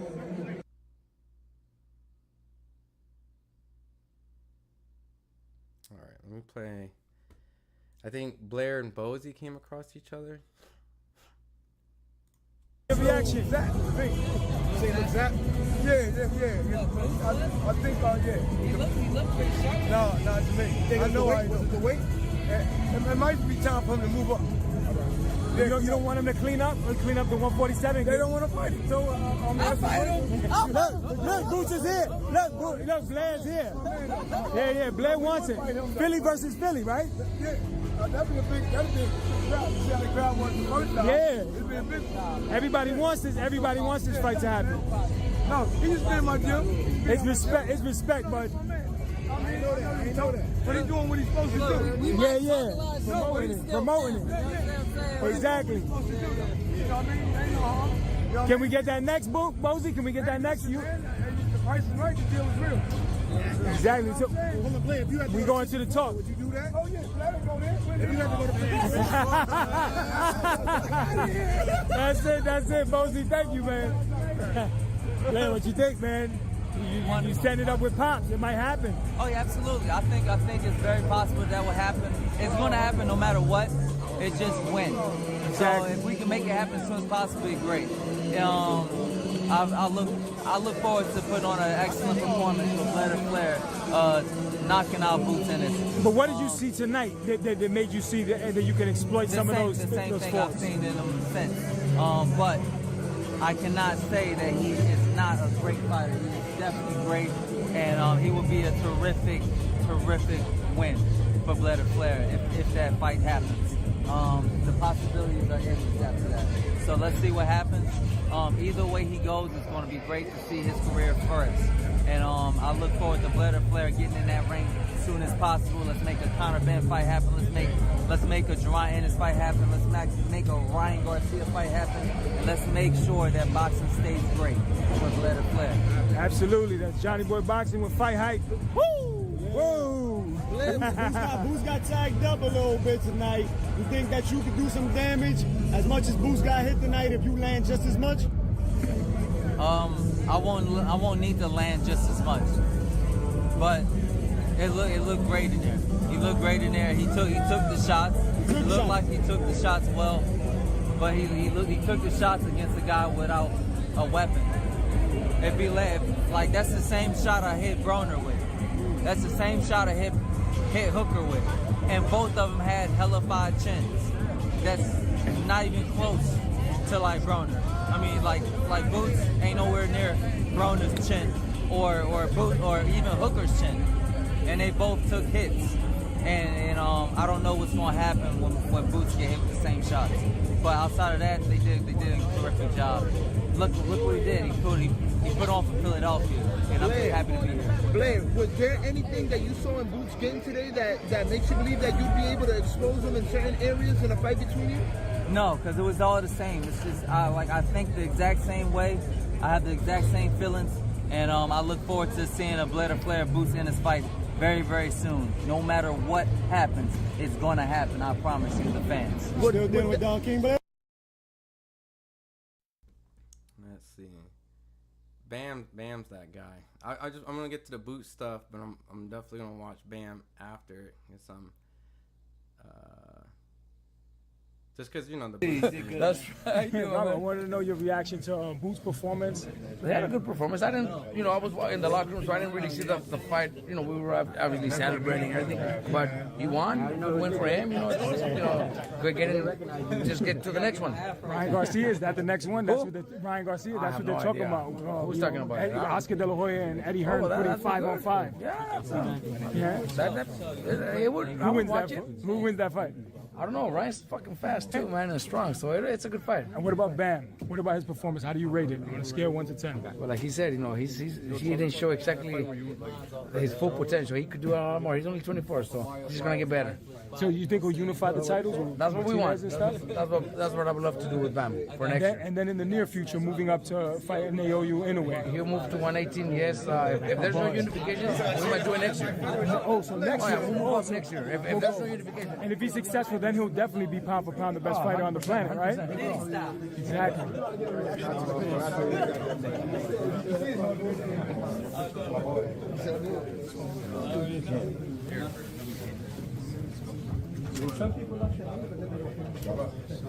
Thank you, bro. Keep doing what you're doing, bro.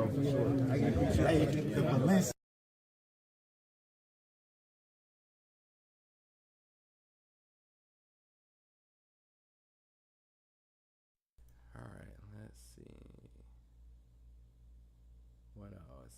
Jaron Ennis moves. Okay. Not on it.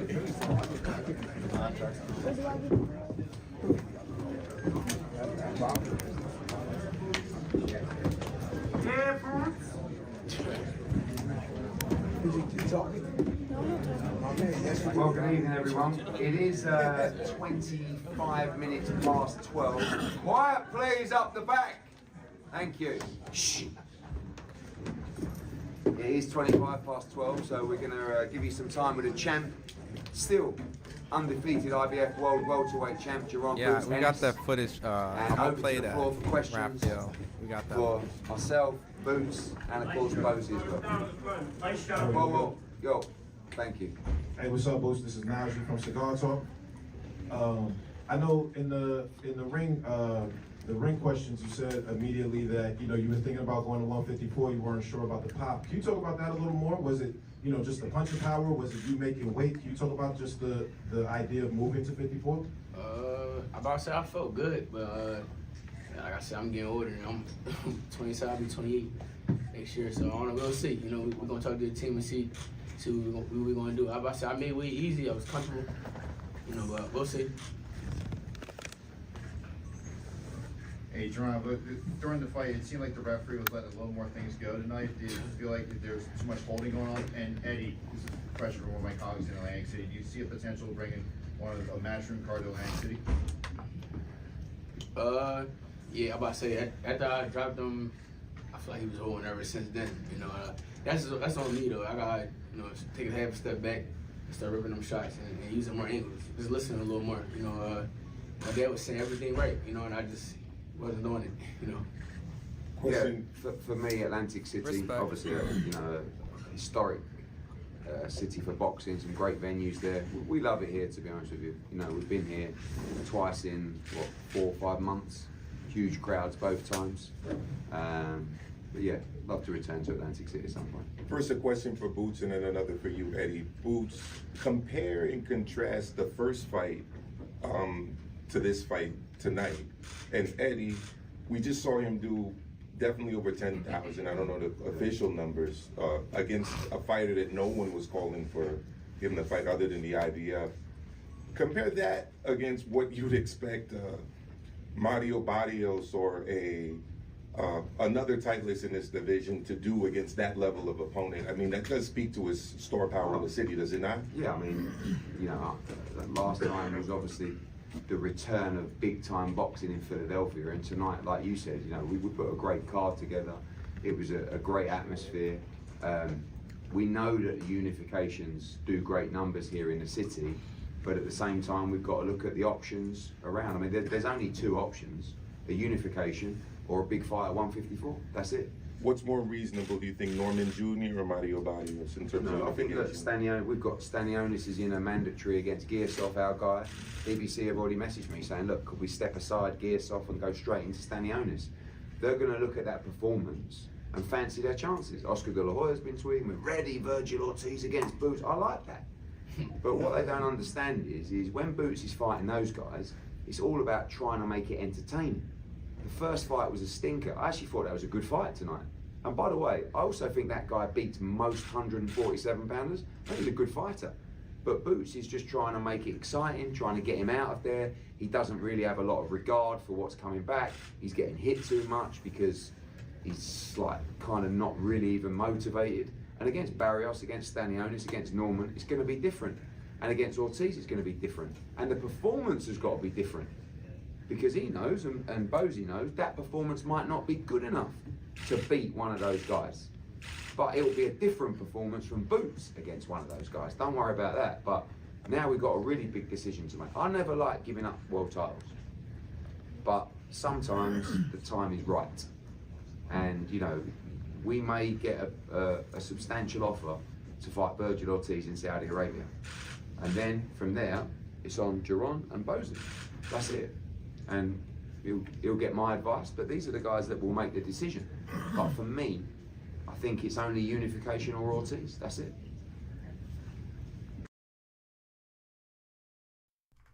And Virgil is a dog too, with flaws. For that fight as well. Because as well, don't forget, you know, a win over someone like Virgil Ortiz on a Riyadh season card is going to take his profile to another level. So it's going to be very tempting. And by the way, it's a brilliant fight. A brilliant fight. I mean, Boots against Virgil Ortiz is one of the best fights out there to be made. Not just in the division, but in the boxing. Two tremendous young fighters. JP Miranda, LatinoSports.com. Question for both of you. Throughout the fight, Ryan Garcia was tweeting away, saying he would knock out Boots. If you had your choice between Ryan Garcia at 157 and having to continue to make that weight, or going up to 154 to face off with Virgil Ortiz, what would your choice be? That's a big. For both. Bring him on, come on. So all he do is talk, tweet. Right? You know what I'm saying? I'm here to make history. And I guarantee I'll put him out. For sure. What do you think, Eddie?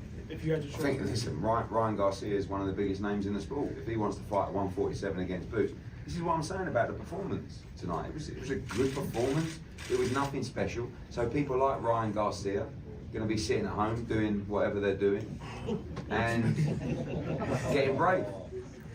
Getting brave? What do you mean? Wow. Just watching the fight. What was you thinking? But they're going to get brave. Stanionis has been on. Oscar De La Hoya has been on. Ryan Garcia has been on. Good. Well, Ryan's a major marquee fight. Of course. Yeah. We've got, but listen, they can let's talk. They can go ahead and fall for that beef if they want to. The reality is, you know, if Ryan Garcia wants to come back from his ban in May or June or whenever he's going to come back and go straight into a fight with Boots Ennis, we would more than welcome that. You're only going to see the best of him against great fighters, and Ryan Garcia's a good fighter. You know, he's well out there, but he's a good fighter. Boots right here. How much different is it, you know, fighting on the road where you're more away from distractions versus fighting at home where you're more accessible? You know, you got family, friends, the pressure to perform. How much different is that? Ain't really too much different. You know, everything the same for me. You know, I don't have any distractions at all. For real. You know, I'm comfortable at home, comfortable on the road. It don't really matter where it's at. Here first boxing. First things first, man, congratulations on this win, Ennis. Appreciate it. Bozy, I don't know if the stat quotes, but in this fight, we didn't see no body shots. In my eyes, I didn't see hardly any body shots. Today, Ennis, man, one of the best fighters in my eyes. was a headhunter. What was you telling him in the corner? This is what you got to understand. Go to the body. Boots could have walked him down, but every time he got close to him, he would grab him and hold him. That's why I told him that's where the fakes coming in. You know what I mean?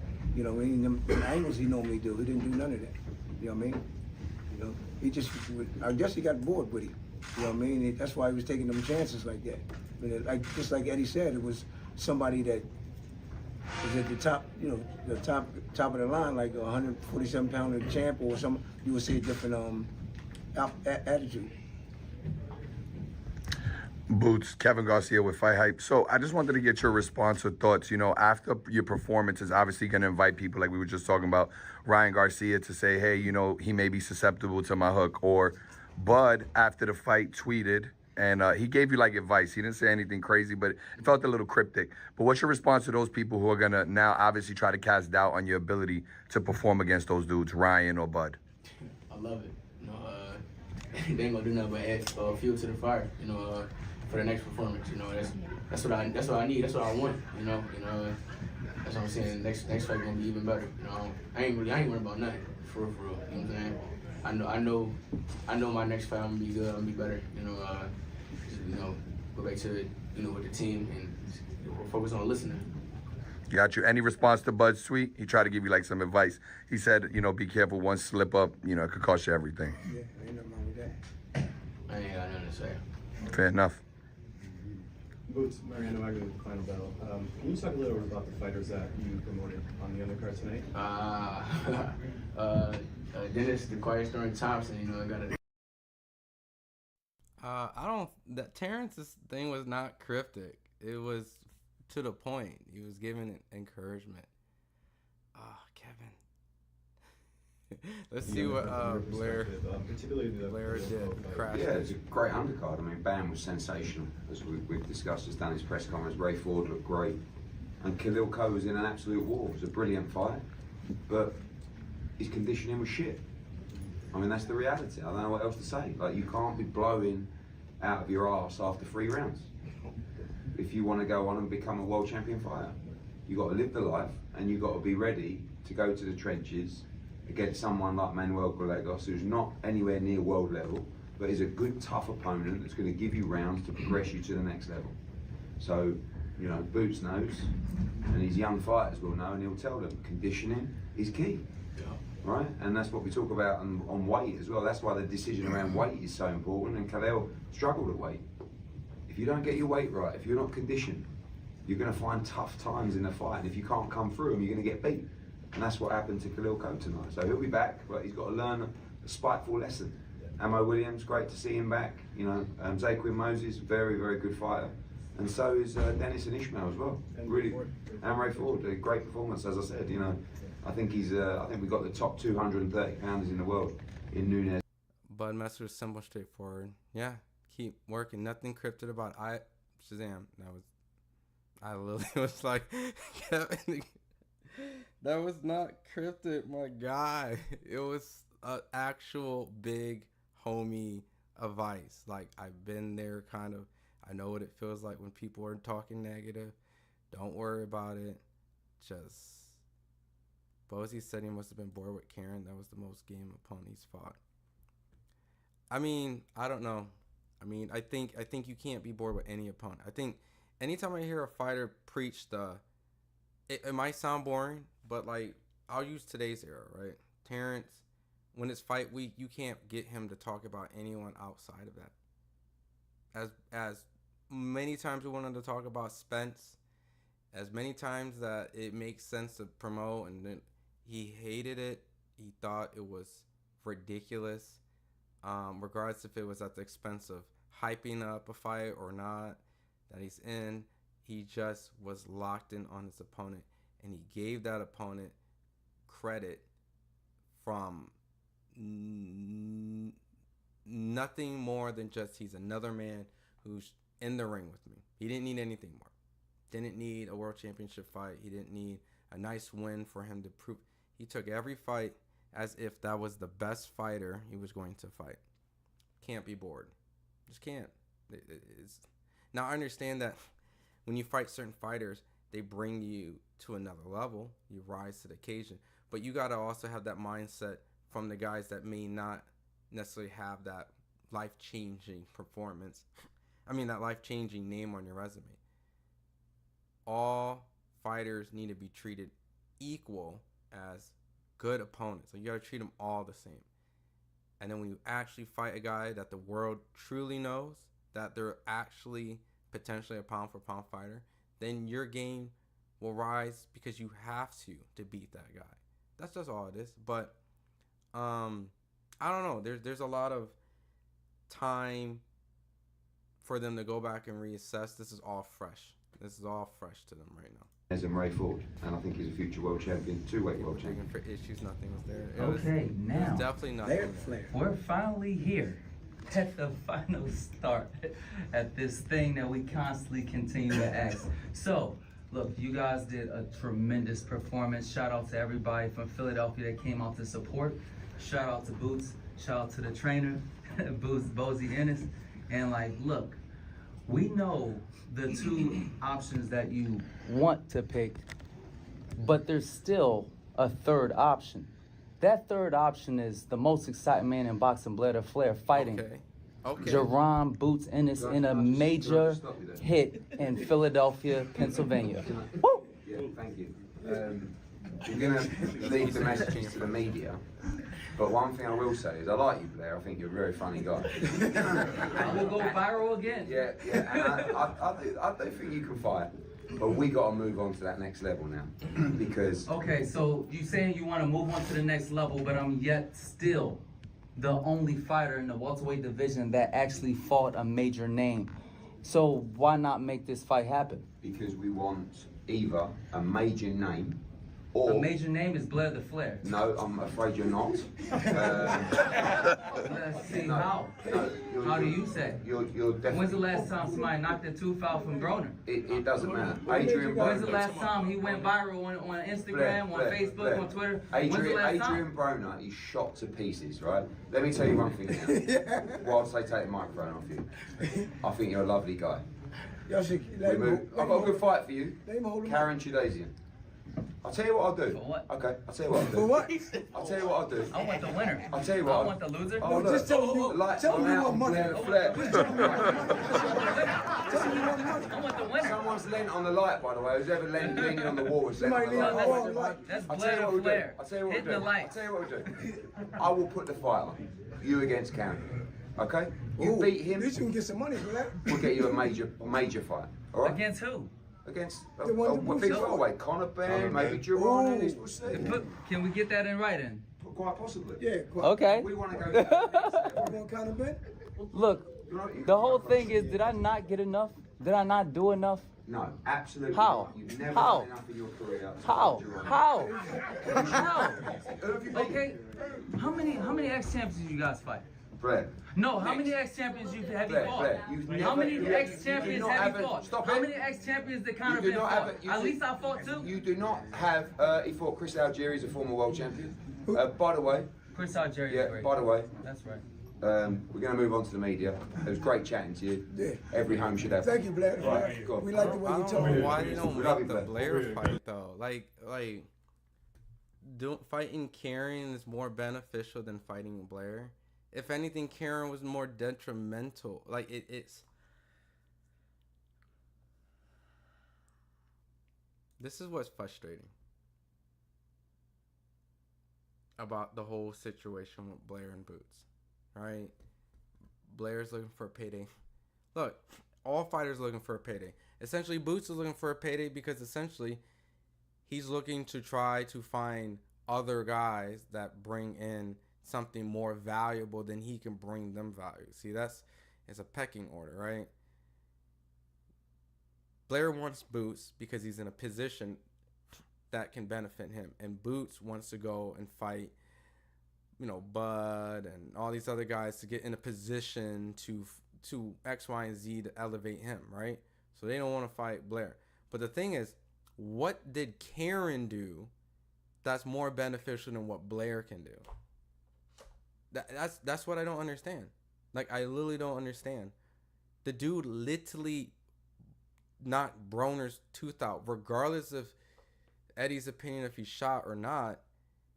It's the idea that people recognize you at a time fighting a guy that went essentially viral. Boots is fighting the guy that knocked out Broner's tooth, regardless if you've seen it or not. Like, it makes no sense.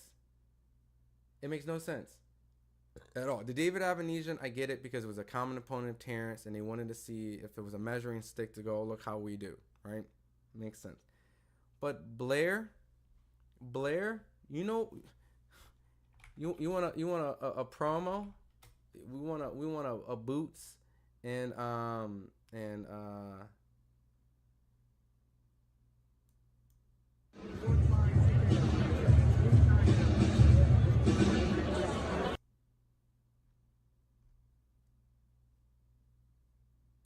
is this? I'm gonna play this. I'm gonna do some promo. It makes no sense.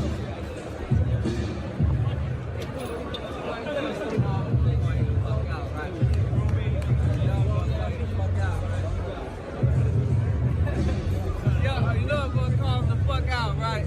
Cut it out. You know I'm gonna call him the fuck out, right? Cut it out. It's levels, dude. No, there is levels. And levels. There's levels to this shit. I'm definitely calling you out. Well, we'll see. Because, hey, I'm the only one that fought against the odds, dog.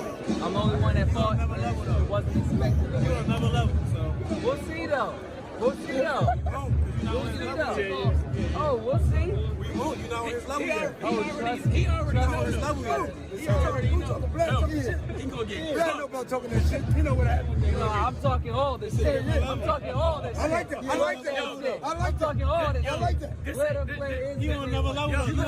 No, you don't know level. This ain't wrestling. You gonna get hurt. I know. You top tier. I take care of Philly. I've been there. But listen to this, though. We all been there. Listen, that's my young boy. Blair, all right, Blair gotta talk. He gotta talk. Well, Blair, you remember what happened when you remember what happened when you sparked when you was a young boy? What happened? Oh, when I was off? When you jumped, I showed up. What? You jumped out that ring. Really? We can run it back. We can run it back. Anytime. We can run it back. Anytime. You jumped out that ring. Anytime. I mean, Bosie's saying anytime. February 14th, let's do it. Man, you get February 14th, let's do it. You ain't got nothing behind February 14th, let's do it. We on another level though. Oh, no. Build yourself up. We on another level.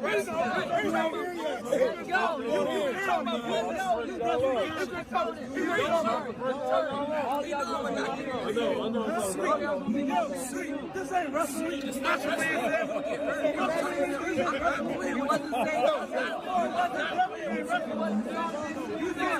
It's definitely not wrestling. And it really is all love, but it's like, what do you think would have happened if you fought Blair and had a tough fight versus you having a tough fight with Karen? I think on optics wise, I think people could stomach casuals, right? This is your audience, casuals, would stomach a competitive fight with Blair or you knocking out Blair versus Karen. They're both from Philadelphia, right? They're both from Philadelphia. And at the end of the day, I think they could definitely sell a fight and make some decent money. I never understood the idea of like not fighting Blair, especially after beating Broner. After he beat Broner. Like, beating Broner alone is like such an accomplishment amongst casuals. Like, you can identify Blair by saying, oh, Blair, that's the guy that knocked Adrian Broner's tooth out. He knocked his tooth out. And you're telling me you can't sell a fight with him? You can't sell a fight.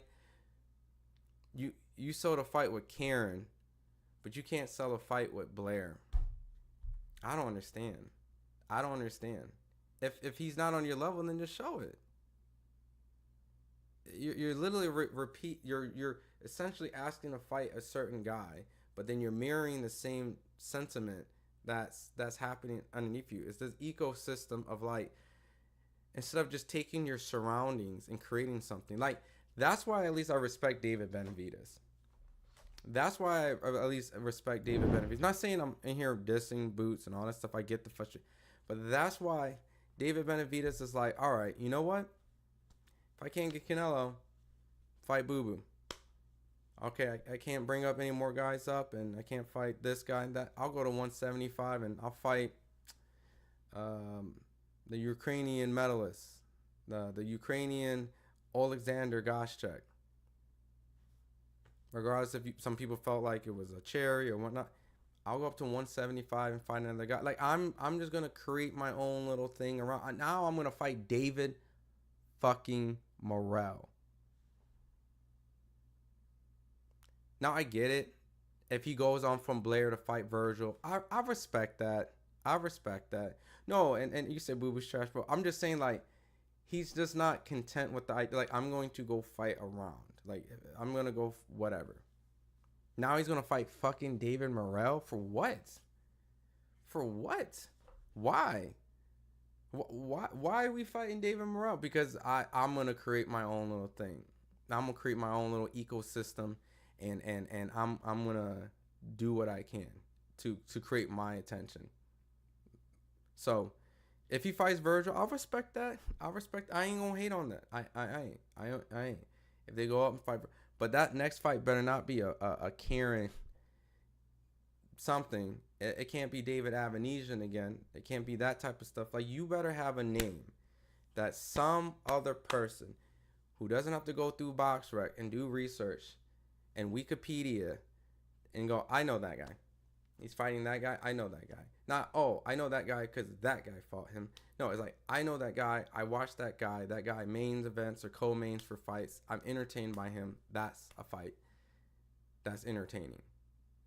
So, if Eddie keeps to his word and that's the direction that they want to go, then cool. I respect that. But if they don't get that, gotta fight Blair, man. You gotta fight Blair. You gotta fight Blair. Stop being lazy. Not bending my knees and stuff like that. Not using angle, not jabbing. Just being smart, you know, and things like that, you know. But yeah. You know what, Ron? I might end this live pretty soon. I'm tired. Stay behind that jab. Like pressing you back a little bit more, you know. I'm actually gonna do a live tomorrow, Ron. If you want to swing by, that's probably where. Cause I know once we get on here, we're gonna be on here forever. So. Let's do it tomorrow. Cause I know that we're gonna be. I'm literally just probably wrapping up. I'll let you get on. First round if you pop up. I promise. Tomorrow we're gonna really dig in Keyshawn Davis and we're gonna do the Boots thing. All in one like major kind of talk. So we'll do a very early major. So we can really discuss everything, because I know you probably have a lot to talk about. There's a lot happened this week. So I think someone said you just watched the Rodriguez highlights. Yeah, that dude is amazing. Would you say Benavidez is no doubt a real fighter? I disagree with that, G, about Benavidez. You have such a boxing mind, and then you just go left. Morrell versus Benny is the shit. Like, is the shit or shit? You're saying the shit?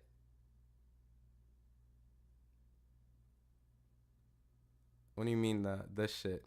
I guess I rephrase that one more time. Cause I'm referring that David Morrell and David Benavidez is a great fight, that he is creating his own type of lane without Canelo. And if there's a risky fight because X, Y, and Z, but the fans are kind of familiar, then he's gonna go after those guys that are wanting to fight and wanting to work things out. Don't get me wrong. I'm sure David Morrell is going to make a lot of money, but yeah, I think it's a great fight. So yeah, no, there's no disagreeing. I think I might have been misunderstood. I'm saying that Jaron Ennis needs to do what David Benavidez is doing. You can't just be content fighting people who don't have some sort of recognizable name, regardless if your mandatory may beat your person with the name. See, saying Blair, go fight Karen. No, you should look at Blair and say, I don't want to risk Blair fighting Karen. I should fight Blair because that is a recognizable name that beat a recognizable star, and I can capitalize off that momentum that he is building. His name is tied to Devin Haney now and all these type of stuff. I should take advantage of that instead of going, well, I'm on to bigger and better things. Like, bro, just create your own ecosystem of hype. Turn Blair into somebody respectful. Don't just downplay that guy. Build him up and then fight him and knock him off. Yeah, so that's what I'm saying. Like David Benavidez, his idea, his ecosystem, he's fighting straight killers. That's how it's perceived. He's going up 175, fighting Alexander. Oh, so Eric, I'm gonna do a live. I'm gonna go live at It's 9 a.m. Eastern time. I mean, yeah, that might be too early, right? Maybe I should do, what time should we do live? FightHype's not paying you overtime. I mean, there's no such thing as overtime here. We just stay working all the time. That's what we do. We stay at working. Let's do you want to do an early stream on a Sunday? I know there's a lot of, I agree. I thought you meant, oh yeah. I mean, like I said, maybe I misspoke. So my bad. Like that's the thing that it irks me. It's like, instead of constantly complaining, just then create your own ecosystem. A lot of people like Boo Boo. Regardless if you think Boo Boo's good or not, people recognize the name. So because they recognize the name, they will go, oh, David Benavidez versus Demetrius Andrade. Andrade, or Andre, whatever way you want to say it. I think it's Demetrius Andrade. I know that name. I seen him. He's a champion. He main event, this X, Y, and Z, whatever. That's a name that I can get behind with David fighting him because he's fighting names. Darrell fighting David Lemieux, former champion. Whatever you got to do to build your hype by fighting these guys. The hardcores will always dissect. You can't avoid that. You can't. But because the fact that you're trying to build a name, you can't build your name with people that don't have names. Blair has a better name than Karen. Blair has a better name than David Avenesian, which I get that was a measuring stick for Crawford. Blair has a better name than like so many other things, bro. Like I just don't understand, man. You're just leaving great opportunities. Like this, they should have been fought Blair. Like after the Broner fight, they should have been fought him. It just doesn't make sense. Even the Haneys are entertaining. Devin Haney is so much bigger than Boots. Even they are entertaining that potential idea of fighting Blair. So that says something. That just says something. My personal opinion. 12 Eastern time because that's before football. All right, let's do this. All right, let's lock in. Let's do 12 Eastern time. Damn, but then usually I do like a 2 or 3 hours. Round one says 10:30. I'm not doing no 5 a.m. Let's meet in the middle. Actually, my son usually goes to sleep around 11. All right, let's be around by 11:30. I'll start at 11:30. Let's meet in the middle. We'll do the live tomorrow, 11:30. The topics, bring your best A game and topics. I'll bring all you guys on. So if you want to come on, I'll post a link. You do 12. All right. So I'm going to be going on from like 11:30 to maybe like 2 hours. Hell yeah, Jason. Bro, I just came back from Norfolk. I was actually going to go to Philly tonight. I said, fuck, man. We got people there covering. But I was like, I'm going to go to Norfolk and then I'm going to go Philly. I was in Norfolk since Wednesday and I got back today and I hopped on a live earlier. And then this is my second live today. So I'll probably even try to call. Maybe, listen, I think someone said they want Lonnie B. Maybe I'll reach out to Lonnie B. I'm gonna get some of my homies or someone. We gonna chat. My buddy Kevin well, it's at the Philly fight, so maybe I can get him on.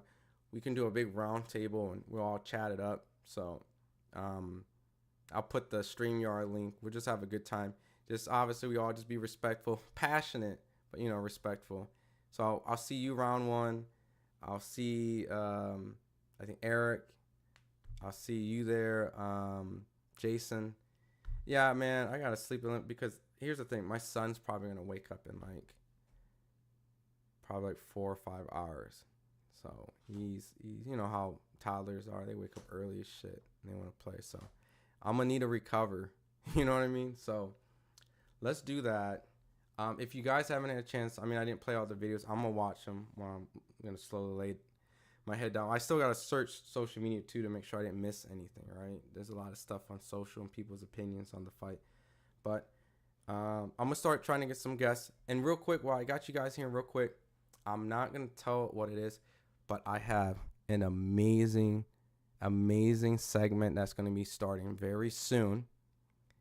I'll give one hint, and you can't probe me on it, but because you guys are here and you guys get the little quick, I'm telling you, we're just the small knit 24, 25 in here, but the live that I'm going to do is probably going to have thousands of people in it.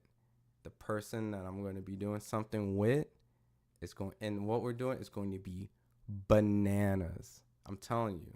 I'm doing these little chill streams, but once that goes, I'm telling you, these lives are going to hit completely different. I got an insane, you're going to be like, yo, no way. Y'all do what? This is dope. This is cool. This is crazy. All right. So I got a superstar. Okay. And maybe it might give you guys an opportunity, you know, to talk to this individual, you know, it's one of those big names in the sport. So, but I'll leave it like that, you know, and yeah. So I'll let you guys keep on guessing. It is you. Damn, how'd you know? How'd you know? Appreciate your round one always showing support, man. Salute to Keyshawn Davis, reminds of Pernell Whitaker, bro. The Scope Arena was crazy, man. Like I'm actually like not even like energized. This was a very low energy stream because I've used so much energy from Friday. You know, I got to talk to Pusha T, man. Like, man, he brought Michael Vick out. Man, I'm going to Norfolk every time. Don't forget about the small people, the ones who really know boxing. Of course, man, you guys are the truth. Raphael, man, you've always in here, man. You know, you're always here. And I appreciate you always showing me love. You know what I mean? But yeah, I'm just rounding this out real quick.